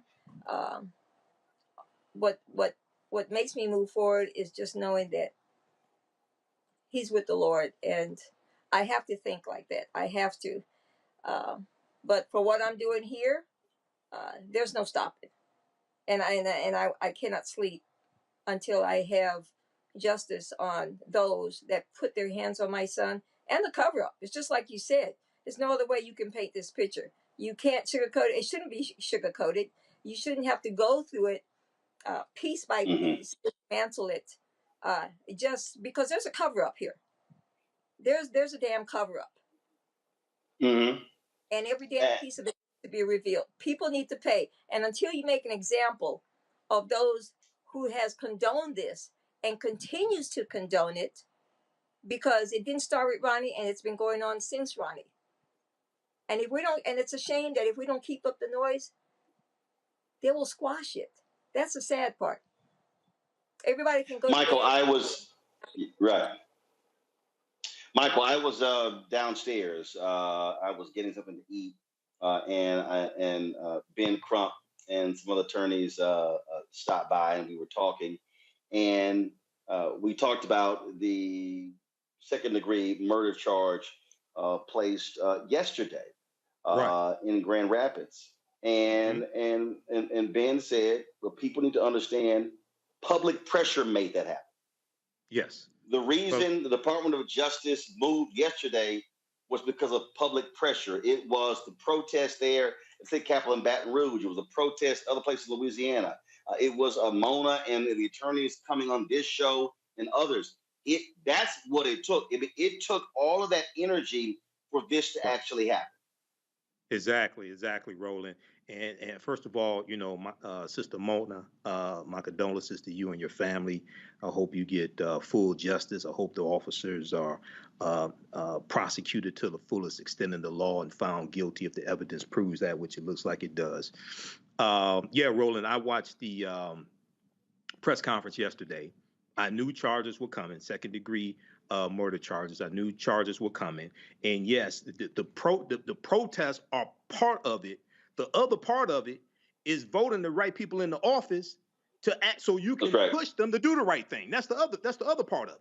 Okay, this Department of Justice here is much different than the Donald Trump Department of Justice. Okay, Department of Justice under Merrick Garland, much different than the Department of Justice of the Jefferson Beauregard Sessions III, who backed off of holding police accountable, who backed off of doing the investigations into the patterns or practices of police departments. Elections have consequences, so protests are part of it, and voting and putting the right people in office and putting pressure on them is the other part of it as well, holding them accountable. Indeed, and Mona, when you were talking about the cover-up, I mean, we're talking about superiors. I mean, this thing went up the chain of command, and the lies just escalated as it continued. And now, because of the DOJ, they're not just coming in looking at the Ronald Greene case. They now have the capacity to look at any number of cases that stretch back years dealing with the Louisiana State Police. Yes, it's a shame we have to shine it at such magnitude, but it's a good thing, because you're gonna dig up the daggone dirt. You're gonna dig up the filth that they were good. They went to bed night after night knowing that these what was allowed, what was condoned, these killings, these brutalities, the names that they have, when they go out into communities of color just to go and wreak havoc because they wear this badge. It's condoned. And they need to make an example. They need to make an example, because unless we made the noise, where would we be? Unless it was for whistleblowers, for all these activists, ACLU, these news stations, where would we be? Why do we have to go through such magnitude in order to process killers? Condone, state paid, with tax dollar money, killers. Why do we have to go through this? The dismantling is so huge, but it needs to be done. And Kelly, the governor, is going to be testifying publicly about his knowledge of this case as well, because previous reporting showed that he got a call that night about what happened. And for the longest, they acted as if none of these things happened. This is why the investigation is needed, because people have to have trust in. Look, law enforcement can't keep telling us, trust us, if you keep doing stuff that says we can't trust you. Yeah, with stories like this, first and foremost, Sister Mona, like you have my sincerest condolences, because no mother should be experiencing the loss of her child, especially in this manner. With that said, we are coming into a reckoning with our relationship with law enforcement, in that constituents and civilians are finally realizing the power that we have as constituents and civilians, in that law enforcement does not have all the power here. And it is because of activists like Mona and other mothers of the movement that we are finally able to, pull back the curtain that has divided law enforcement from regular people for so long, that they've been able to get away with any and everything. But now, because of people like people like that, we are able to finally not only hold them accountable, but actually have a semblance of justice in the matter, and get justice for these victims of people, Black people, who were subjected to the worst type of abuse of power, in that these officers were supposed to be serving and protecting, but because of the history of law enforcement in this country, that didn't apply to Black people. So finally, we are now at a point in our history where we can actually make it apply to everyone equally and equitably. Mona, final comment. I'm sorry? Final comment. What can I say? I am elated. I go through this on the shoulders of everyone who's been here with my family, the good Lord, my Ronnie, all the activists, for everyone who's been here, who knows the struggle, all the families that I've come to meet, love, respect. There's so many out here. All I can say is keep pushing, keep your family, your loved ones' names out there. Do not stop. Make those calls to the DOJ, make those calls, and I will send out the email and the phone numbers so that these families can have their voices and their family members out there.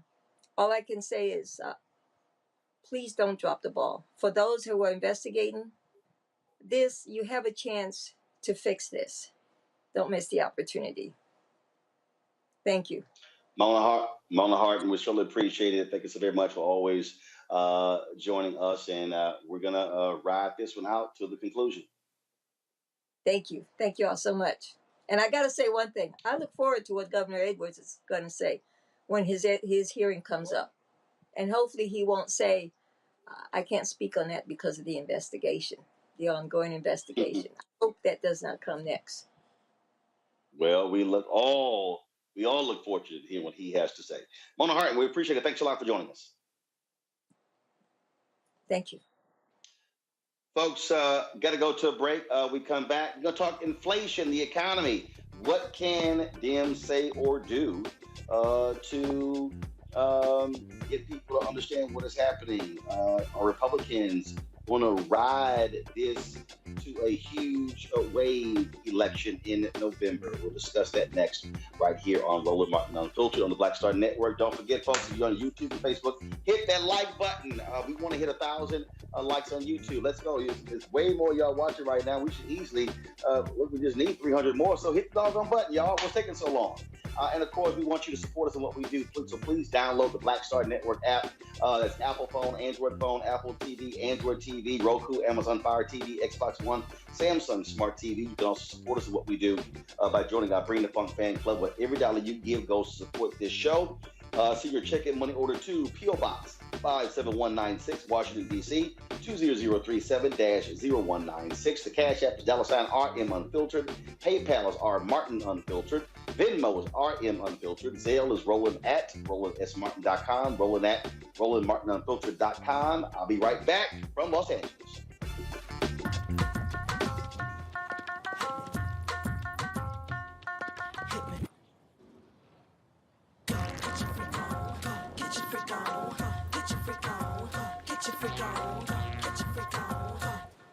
A powerful movement is rising across America.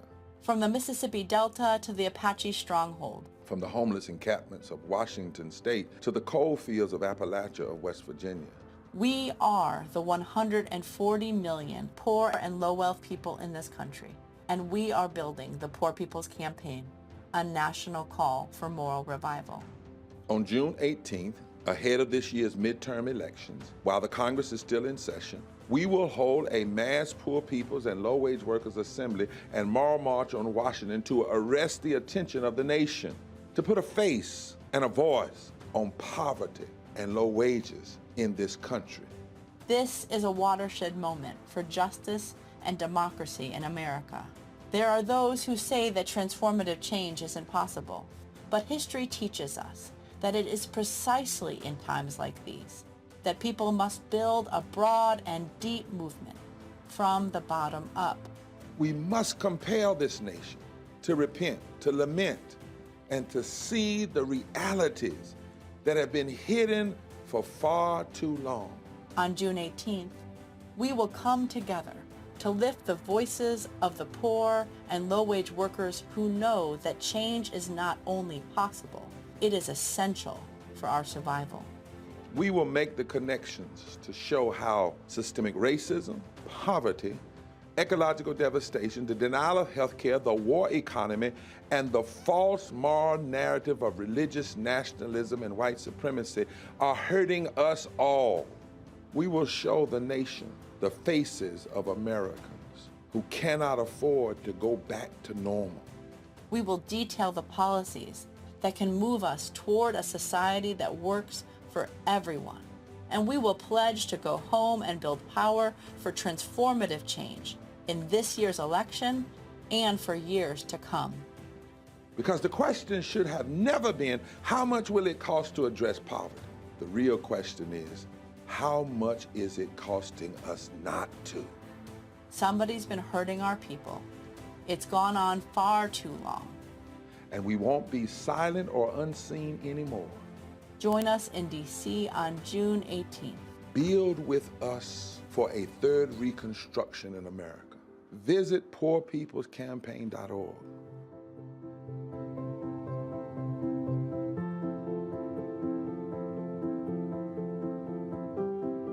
Love our new Alexa. It's a Buick. Yeah, Alexa. Buick. Alexa. It's a Buick. It's an Alexa. It's a Buick.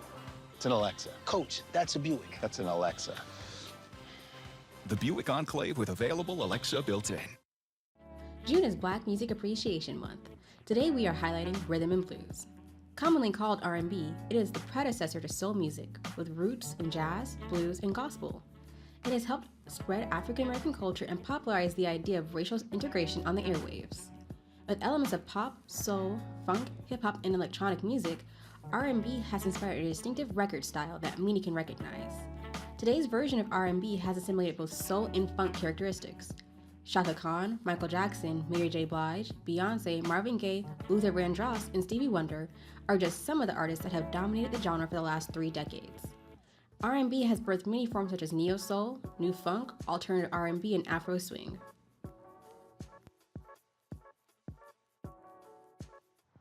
How about sushi? I just had sushi for lunch yesterday.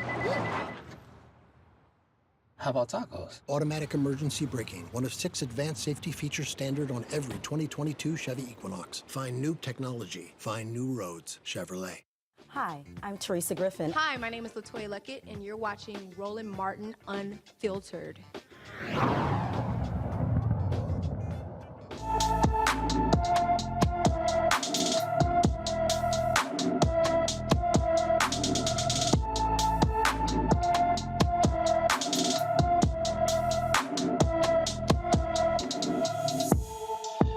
Aaron Morrison was last seen riding his black bike in Hampton, Virginia on June 8th. The 14-year-old is 6 feet 1 inches tall, weighs 220 pounds with black hair and brown eyes. Aaron has a circular scar on the left side of his head.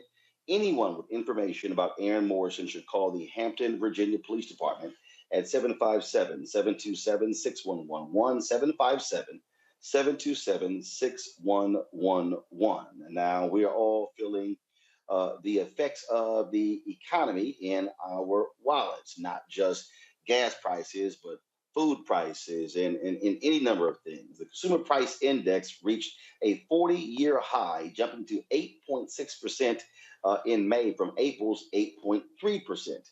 Economists expected an 8.3% annualized increase in May. Now, among the factors for the significant hike, filling up the tank. The national average for gasoline, of self-serve regular gasoline, is $4.99 according to AAA. It's almost $2 more than last year. Now, one of the things here, Kelly, Michael, and Terrain, that when we're talking about the economy, it's amazing.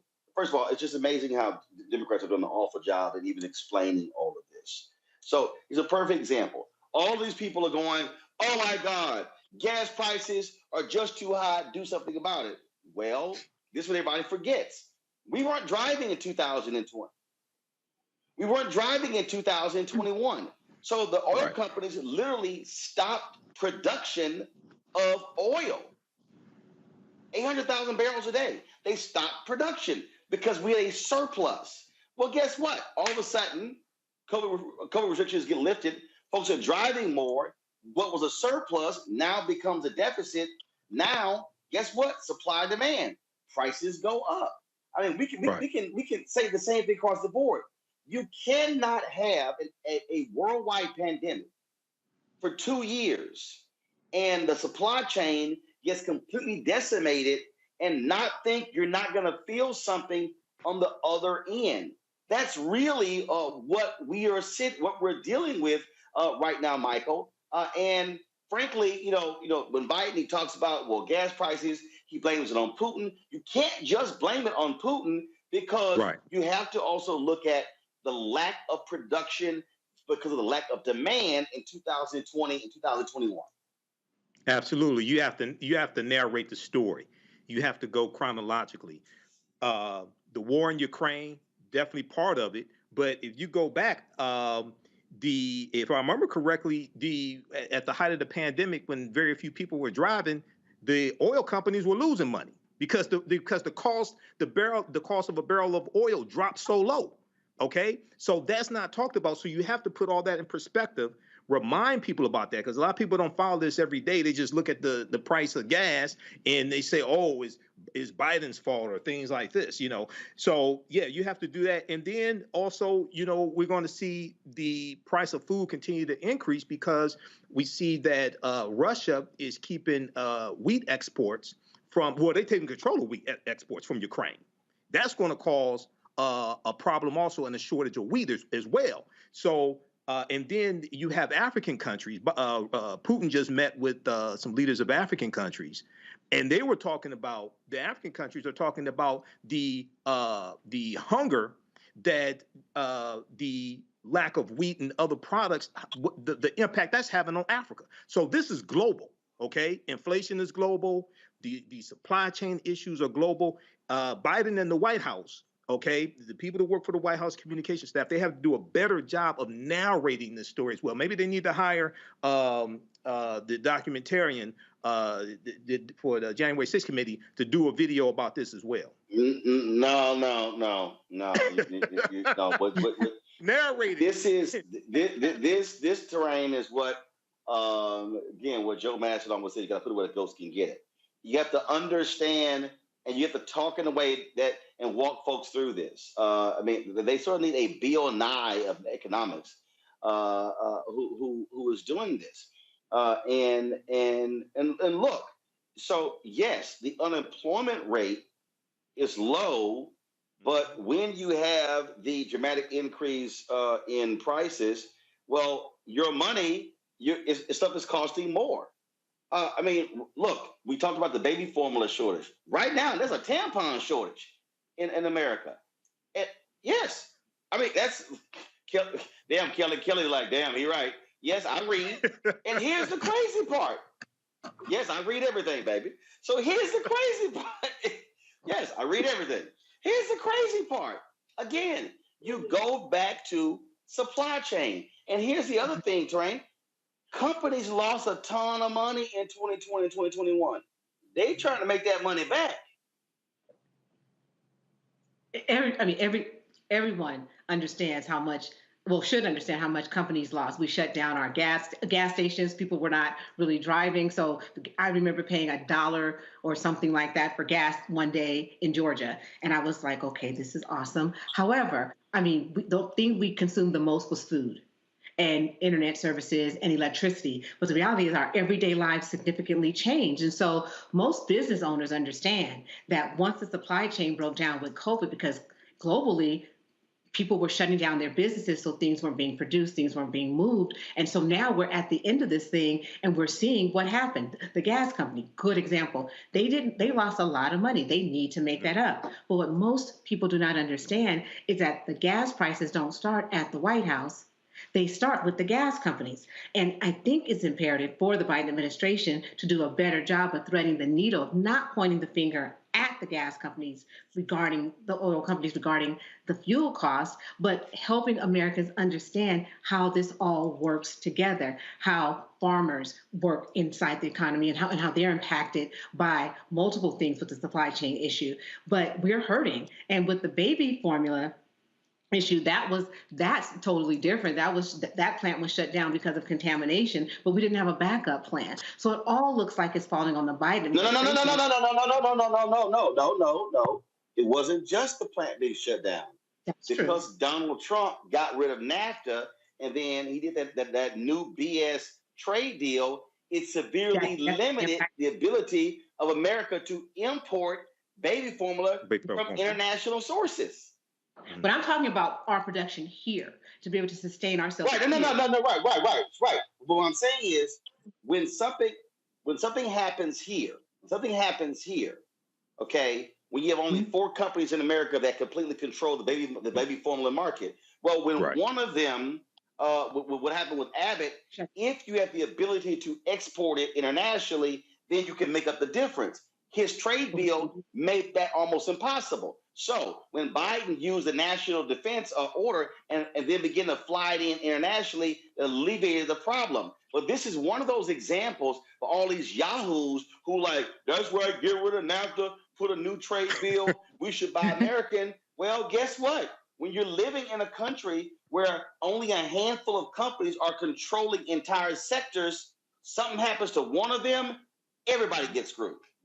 Well, most Americans don't understand the domino effect of our economy, that we remove one piece and everything else falls down. But the Biden administration, they definitely have to figure out a way to have this conversation with America. And I mean, it always seems like it's up to the Democrats to explain inflation, explain the economy. And during the Republican administrations, like during the Reagan era, our inflation is the highest ever since the Reagan era. But what his administration did, instead of leaving the interest rates low, they instead of increasing the interest rate, they left the interest rates low. I'm sorry, they increased the interest rates instead of letting them drop. What we're doing is actually hurting a little bit more. We're not finding a way to balance this out. Well, Kelly, even with that, so let's talk about interest rates.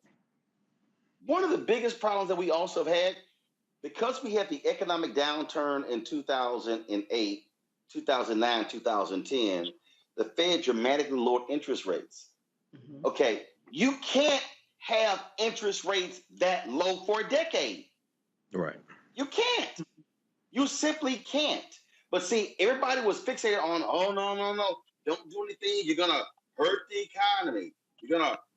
economy. What we are now seeing is when all of these forces converge at one time. Look, why is it that I don't have furniture for our new set piece? Because when I went to the furniture places, they said, oh, it's going to take 9 to 12 months to get that. Mm-hmm. Wow. I was like, are you serious? Yep. They said it was going to take 9 to 12 months because everything across the globe shut down with COVID. Everything. And so you're trying to ramp up. So right now, they're trying to kick goods out the door. Now, guess what? Well, the problem is I'm trying to make goods, but if they have a shortage of goods, because the same problem with COVID, I can't make something because they don't have it. So now the furniture maker is sitting there saying, I'm ready to make some furniture. Oh, but we don't have enough raw materials because we need to have more people to gather raw materials because we all got impacted by COVID. And so all of these things are what's contributing to where we are with inflation. And Kelly, I had somebody say this here. Somebody said, hey, I'm not worried about the explanation. When is gas going down? All this is bullshit. We're just screwed. All this is a mess. Okay, but here's a problem with that. Terrain just said it. Hey, when she said she paid $1 and something, oh, we were all happy. Ooh, gas is $1.99. Gas is $2.09. Gas is $2.19. But you know who was getting hurt while that happened? Texas, Oklahoma, Louisiana.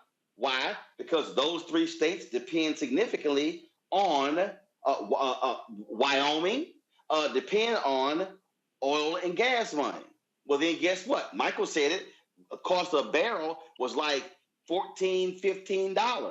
Now all of a sudden, you look at the cost of a barrel, and guess what? Gas companies flushing cash. So one sector of the country is going to be pissed. Another sector is going to be happy. If you work for the oil companies, you're real happy right now because you're rolling in money. When it was $14 a barrel, they were doing layoffs. And so it does require someone talking in regular, everyday language for somebody can like, oh, that's what's going on? Because I'm sorry, what the White House is saying and what Dems are saying ain't doing it.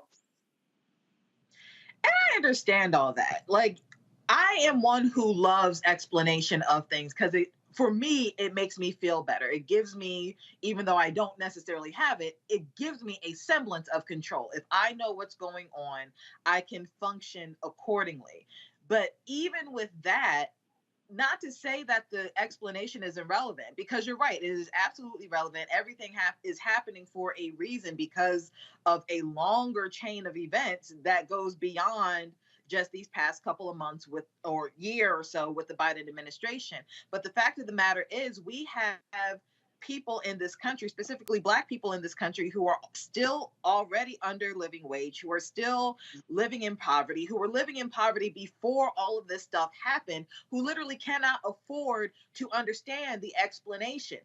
They just need solutions. I just need solutions, and I'm not necessarily in that boat. So yes, the explanation is great. I feel better, intellectually speaking, why things are happening. But at the end of the day, I'm a woman who has a monthly period, and I just learned today that we have a tampon shortage. Why is it that during a pandemic, people thought we weren't going to need tampons?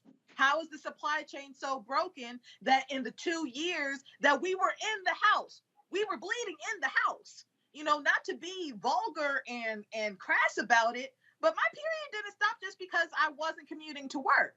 If anything, it felt worse. So, like, why are the necessities broken in the supply chain? Babies didn't stop being born. Hold up. This is the answer.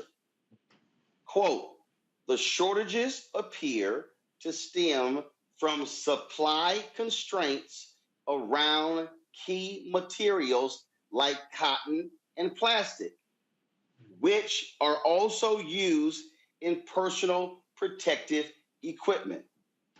So the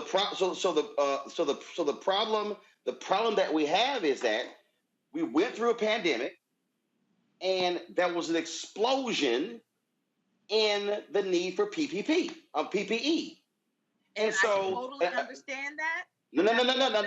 But here's But again though, it's one of those things that I know it's hard for people to grasp, but it's like, look, the amount of PPE that was needed across the globe just exploded. Like in terms of the number of masks and gowns and gloves and everything.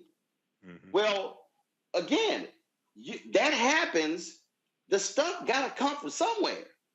And I totally understand that. Do not get me wrong. So the problem is we are literally dealing with the painful after effects of COVID, of literally 2 years of COVID.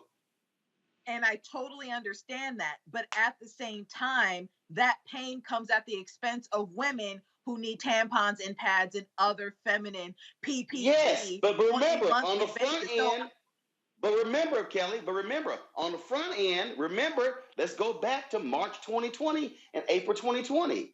You had hospital workers who were reusing gowns and gloves and masks. And so we had that problem. And so what was happening then? Folks were scurrying around the world trying to find anybody to get PPE. Well, because factories had shut down, you didn't have folks who were working. And so, again, what we're dealing with right now, and all these people who are like, I blame Biden, I blame Republicans, I blame them.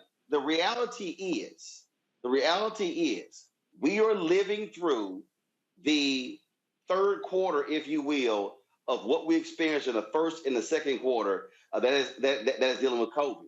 And there is nobody, there's no political party, there's no political person who can say, oh, here's the answer to how we fix this. You literally are going to have to build your way out of it. And this might be, I mean, it's June. I'll be honest with you, I wouldn't be surprised if we're not in this same situation for the next 12 months because you have to build back capacity.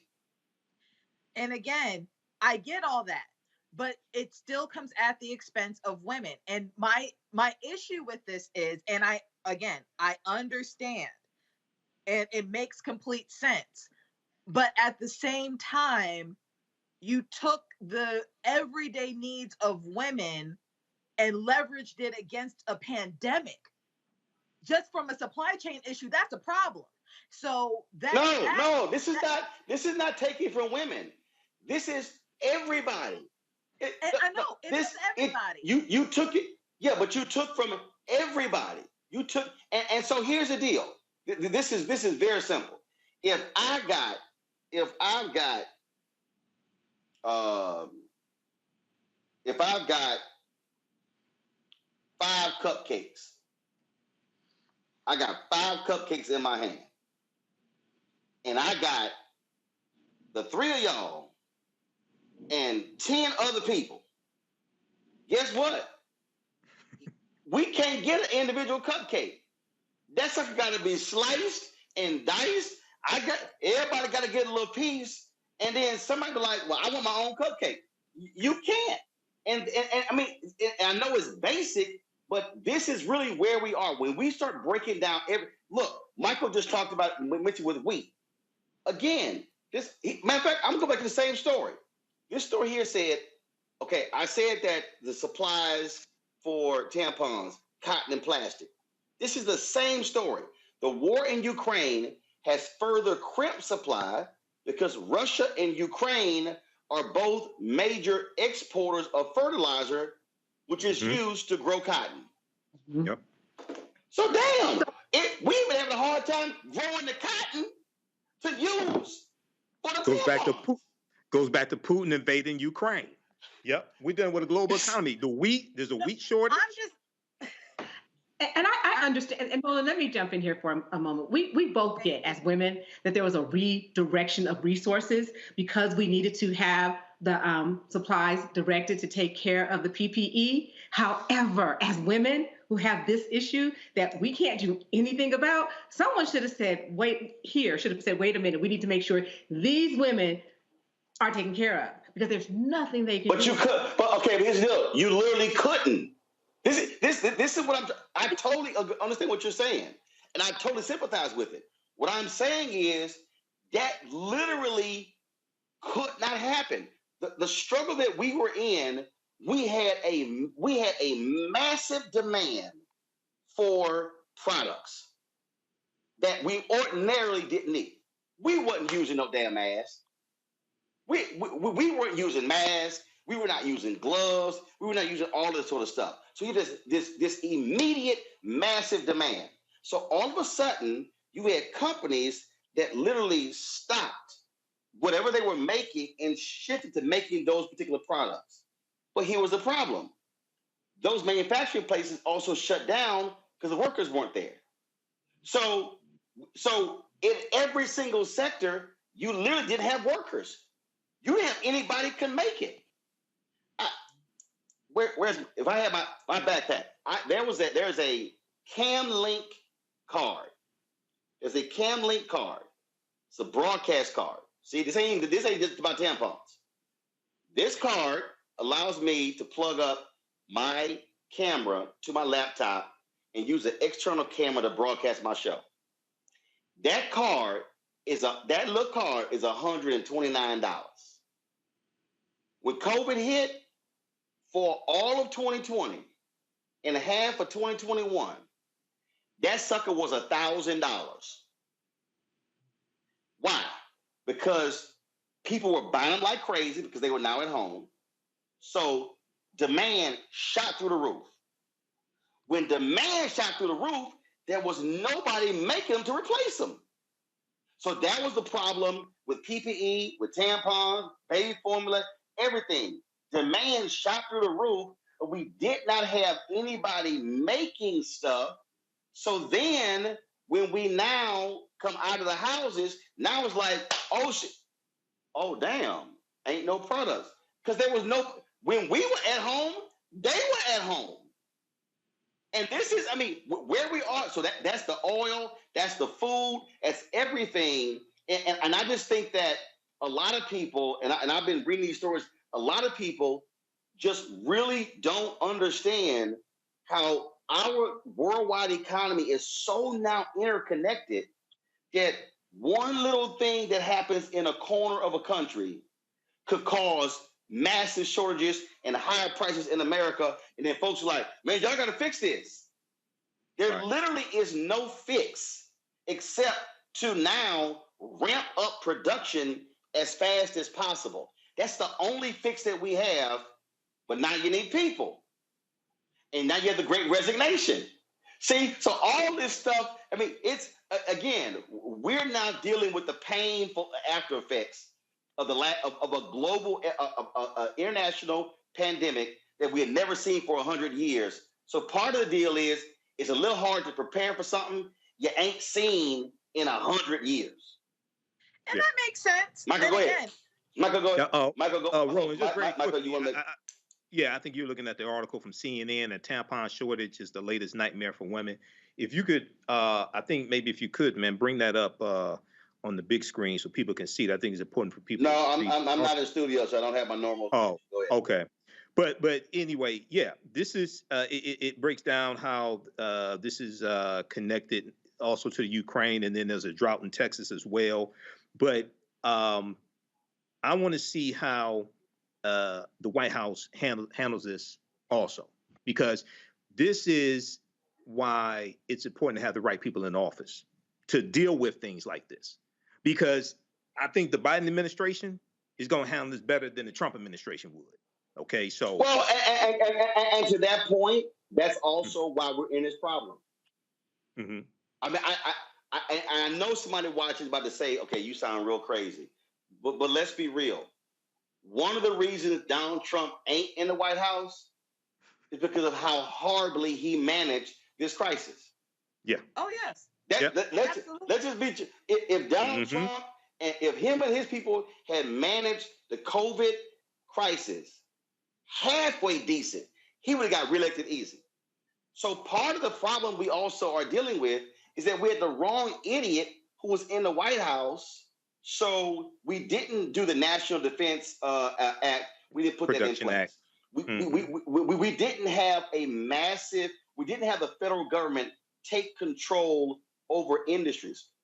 But Robert Reich, and I'm going to get your thoughts on this, Robert Reich, former Labor Secretary, he also argues this is also the problem when we have too few companies completely controlling different things. So essentially, they have monopolies on all of these markets, and we're left at the mercy of 2 and 3 and 4 companies controlling entire sectors. Yep, oligopoly. Terrain, you first. Yep. Terrain, Kelly, then Michael. I mean, I'm still stuck on the tampon issue, so you kind of got me off. No, but I hear you. But when we do have these few companies that are in charge of, and Michael, I see you smiling over there, but it's a real issue. No, I'm agreeing with you. I'm agreeing with you. And when you have just a few companies that have these monopolies, we do. One comes out of the chain, and then we all tumble down. But most, when I look at people on the right, and I talk to people on the right, and they're like, we're America, and we can be, as a country, we don't need other countries. They really do not understand the global economy. They dumb as hell. They so damn dumb. They are they are dumb as hell when they say stupid shit like that. We don't need the rest of the world. Fool! These fools don't even know the damn components of the phone. Mm-hmm. They don't even understand. They don't even understand the raw materials needed to make phones, and it damn sure ain't made in Mississippi and Alabama. Well, I think it's funny. Go ahead, I'm to sorry. say America Great Again. The ties that he was selling at one point were made in Asia, and so China. he understands it. His daughter got 18 Chinese patents when she was in the White House. The first year. Kelly, go ahead. So I'm not trying to belabor the issue of the tampon shortage, but I really don't think that the magnitude of the issue is actually being realized here. And I'm not saying it just because, oh my God, I might have to fight somebody in Walmart for my tampons. The issue is that women and children are consistently an afterthought when it comes to anything that is produced in this country. And yet we are dealing with a Supreme Court that is about to overturn one of our only rights that we have to our body when it comes to our reproductive freedom. So it okay, but Kelly. Okay, no, Kelly, what could have been done to prevent this? I'm not saying anything could have been done to prevent it completely, but the fact of the matter is there are products out there that did not get as adversely impacted by the pandemic, and tampons and baby formula should have been one of those products. And you can't. Kelly, how do you arrive at that conclusion when the raw materials needed to make those things literally were used to save lives? I understand that they were used in order. I get all that. But the fact of the matter is that that the Trump administration knew about the pandemic way before we needed the PPE that we needed, the way that we needed it 2 years ago. Things could have been done. That's all I'm saying. And the fact of the matter, we know that. So what I'm saying is, okay, we've already covered that we had imbeciles who were in charge, and what I'm saying is, where we are now is the end result of imbeciles being in charge. What I'm talking about right now is the fears that are going to be realized as a result of those imbeciles being in charge. Not only is there going to be a tampon shortage, there is going to be an even further work shortage if we have a working class of women who cannot get the hygienic products that they need to go to work.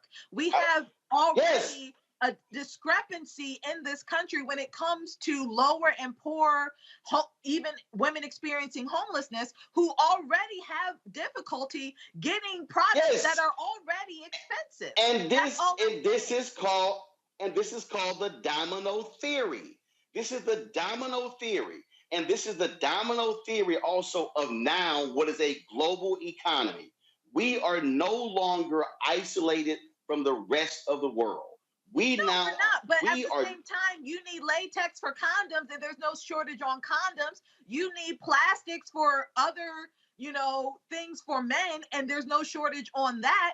But when we need cotton for something to help us navigate the world and work, all of a sudden it's a problem. And I understand. Yes. It's a problem, Kelly, because you had a massive surplus of condoms. Because you got a bunch of dudes who don't wear them.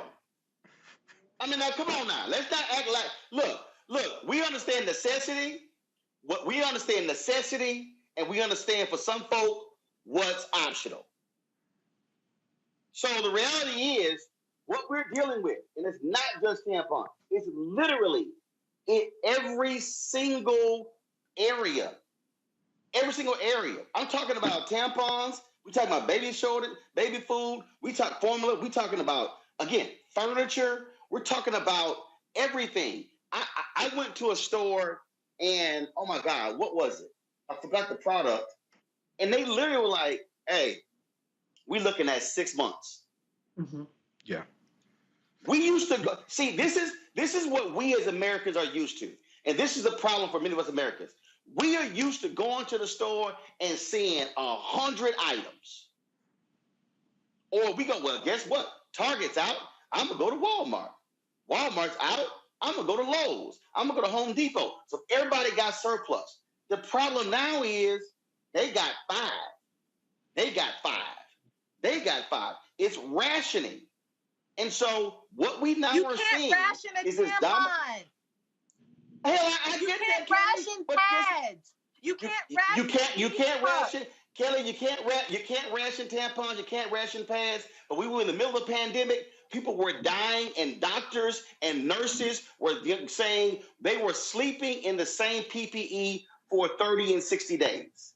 So the problem that we have, those female physicians and nurses had access to feminine hygiene products so that they could keep it pushing. And I'm Remember. Reusing PPE is not the same thing as reusing feminine hygiene products. Hold on, I gotta say this. Doctors and nurses said their lives were being endangered having to reuse PPE. You don't remember them conversations? Oh no, I remember it fully.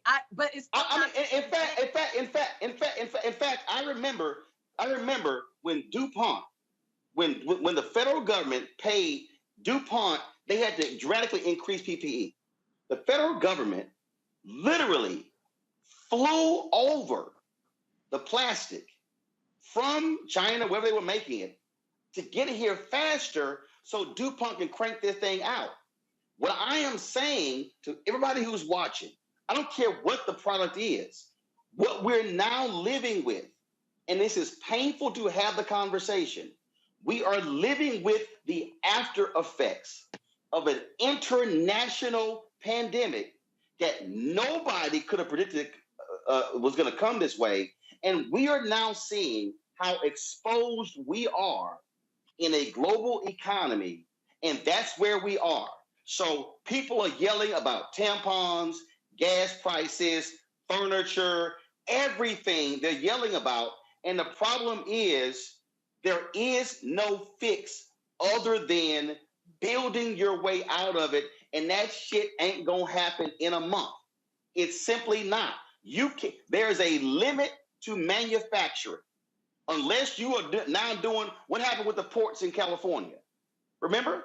They had to say, we're going to keep the ports open 24 hours. Why? Yep. Because when you close, because what happened? You had more than 100 ships that were sitting on the sea, sitting in the ocean, some for 3 months with goods and services, they couldn't unload them.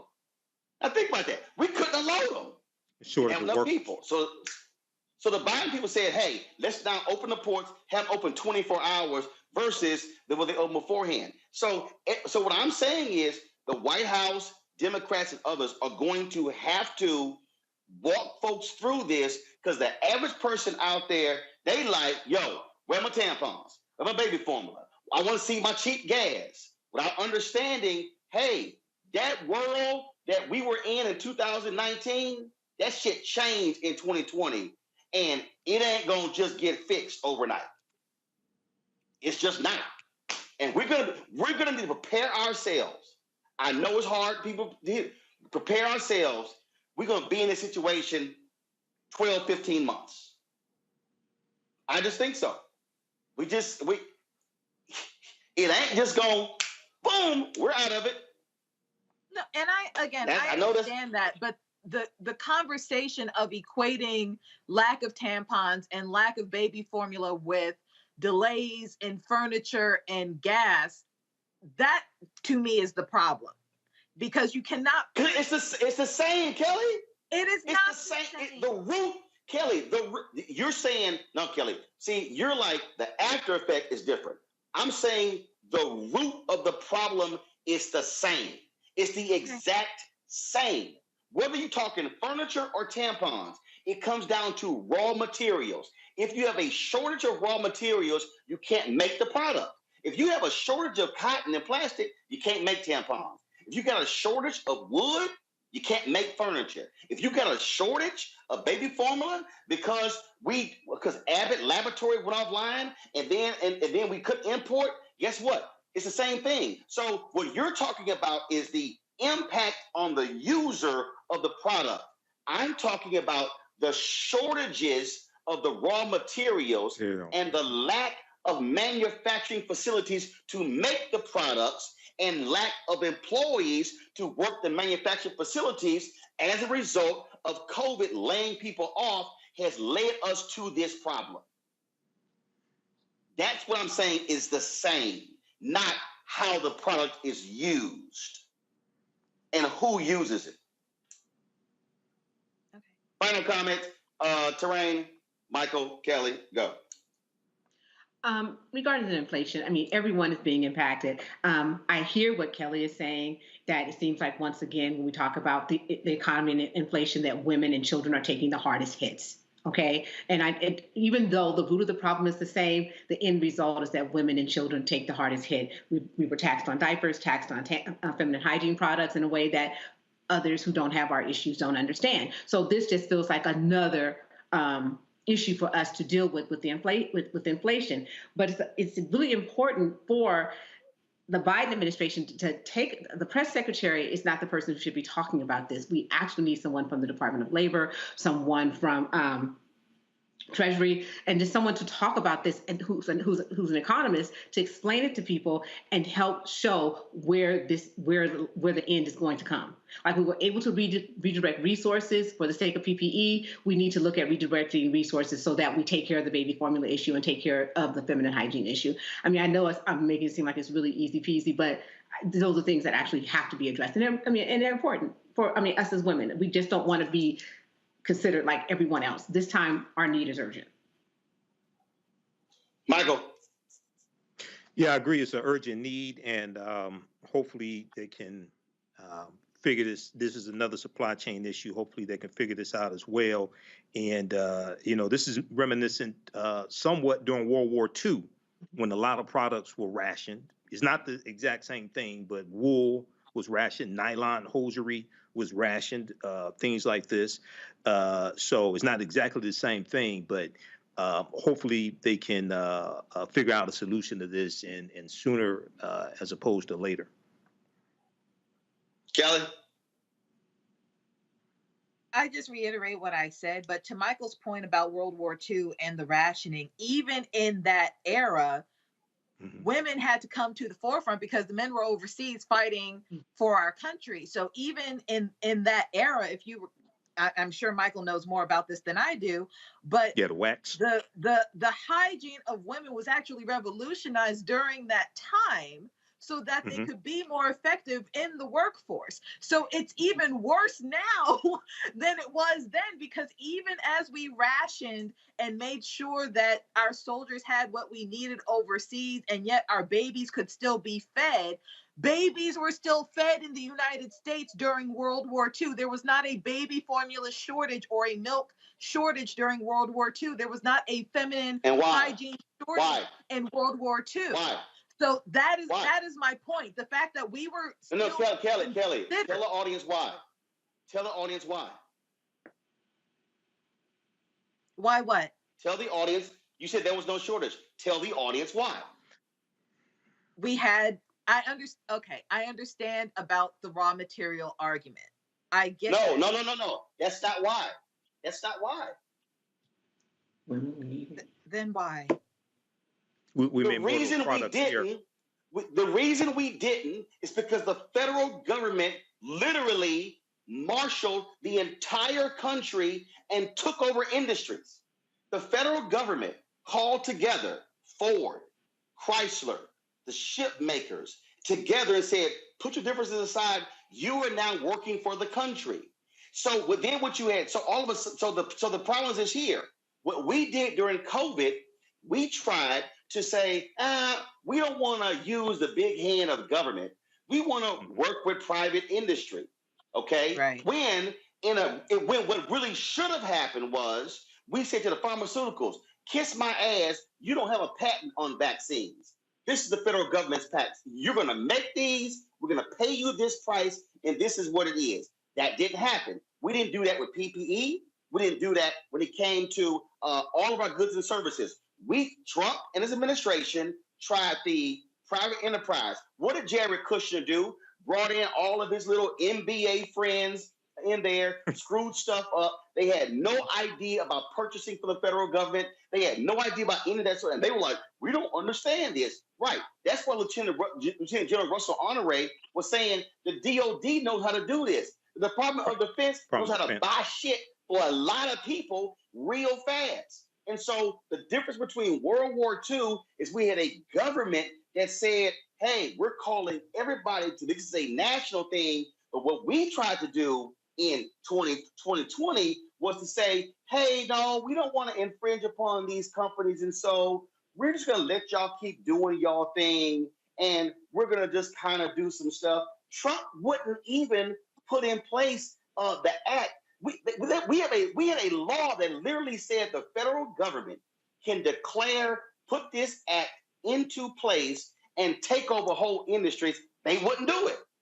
So we're sitting in the situation right now because we had ineffective leadership in 2020, which is why he got voted out. And so now Biden is now having to deal with those imbeciles. And I think, frankly, President Biden should be more aggressive on using that particular law like he did with the baby formula to deal with this problem. I think the White House waited too damn long to invoke the powers to open the ports 24 hours on the West Coast. They waited too damn long.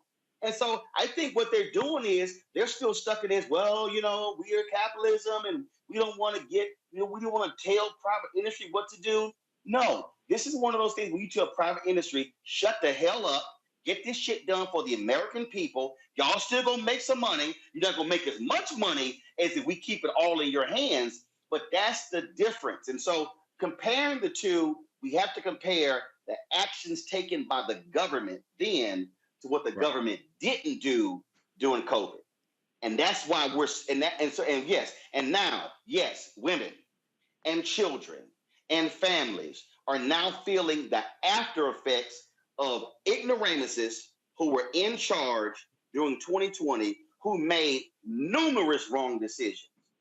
Like I never understood how we're sitting here begging China to make some damn masks when you actually had American companies. I remember reading a story of this guy out of Fort Worth who were like, yo, we can convert this facility and start cranking these things out. And they're like, well, no, we're just going to buy them from them. So he's yelling about China, and we were sending billions to them for goods and services that we could have been making.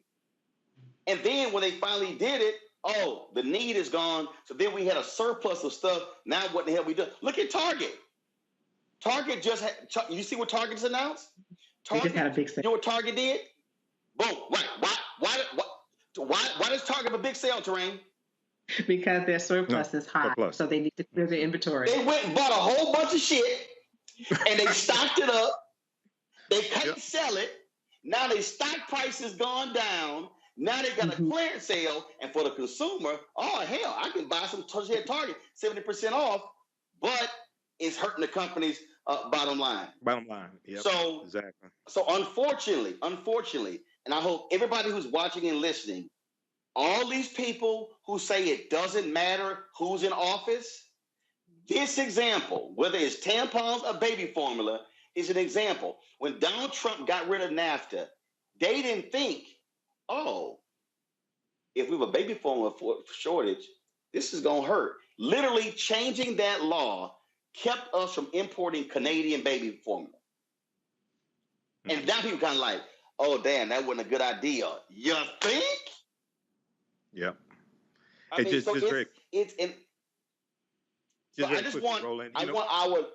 it's painful, but I want our listeners and viewers to understand, y'all, we are not going to be out of this thing in 2 months. No, we're not. But I'm just warning everybody, hey, buckle down, because some economists are also saying that because of the supply chain issue and the lack of production and impacts of COVID, we're likely are going to be going into a recession. So what we're discussing right now is about to be even worse. I hate to go there, but I want our people to prepare ourselves for that possibility. Yep. It just very quickly, Roland. Yeah. During World War II, the big three, and I'm here in Detroit, which was the Motor City. The big three stopped making cars during World War II because they were making military equipment. Even before the U.S. got involved, even before U.S. got involved in World War II, the Arson. And why did they stop? Why did they stop making cars? They stopped making cars because the steel, the rubber, things like this, that had to go to make military equipment. That had to go to make. And who made them? General Motors, Ford, and Chrysler. They were making military. No, who made them? Who made them? Who made them? Who made the equipment? No, who made them stop production on the cars? President Roosevelt. It was President Roosevelt. Yeah, right. Yeah, President Roosevelt. And why did we do that? And why did Right. we do that? Because we were getting our asses kicked in Germany. They were shooting down our planes. They had to roll them off. Why did Kaiser build the ships on the West Coast? And coming up, and why did Kaiser go meet with Ford to create the assembly line? Because we were getting our ships blown up. That's what caused us to churn out more ships. And guess what? More ships on the West Coast, more cars in Detroit, more planes in Detroit allowed for us to defeat the Germans in World War II, which then led to the GI Bill, which then led to the greatest economic expansion in American history because the federal government used its power to take control of the nation and say, we got to fix this problem. Until Biden is going to have to get more aggressive, but it's a little hard when you got one party that says too much federal intervention in anything. And let me show you this real quick. The Democrats finally put out a video. I know Reese is happy. This is a video the Democrats just dropped, just for y'all can see how their thinking is, how Republicans stand on the issues we just talked about. Watch this.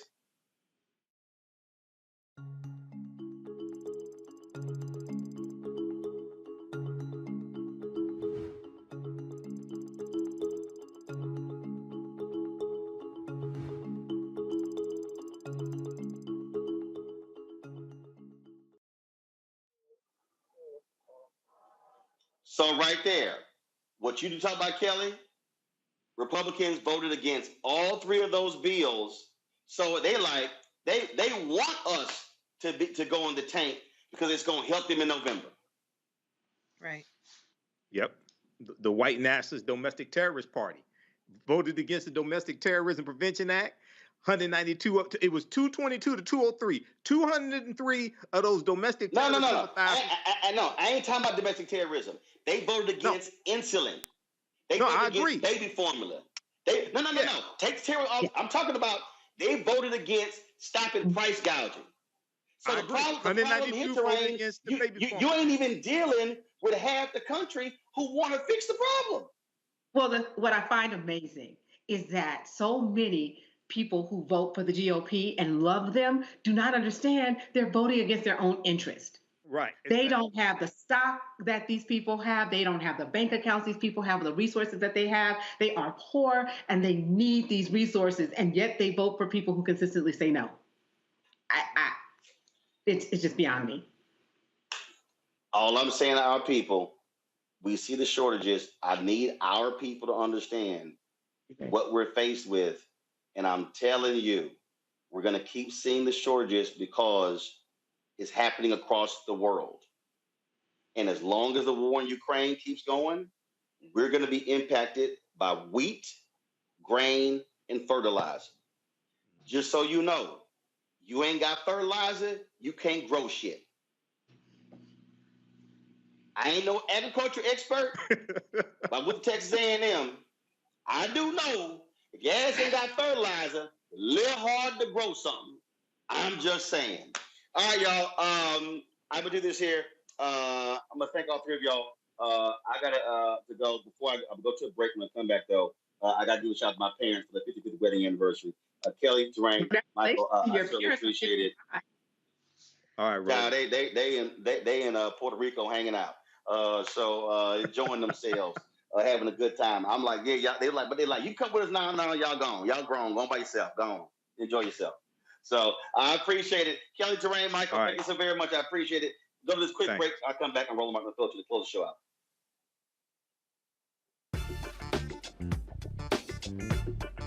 iPhone 13 on us for every customer. Current, new, everyone.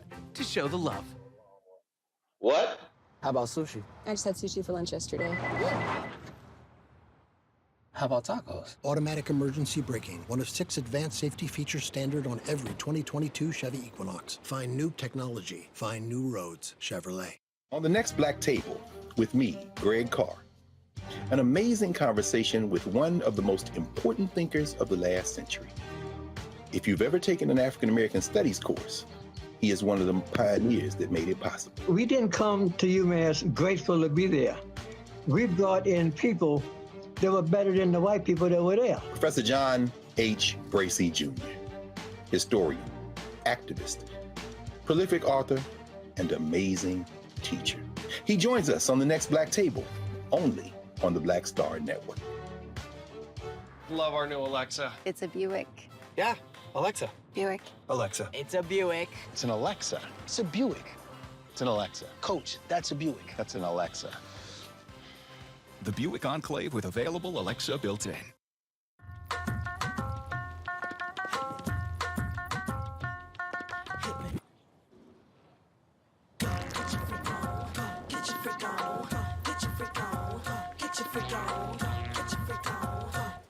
This is Judge Mathis. What's going on, everybody? It's your boy Mac Wiles, and you are watching Roland Martin Unfiltered.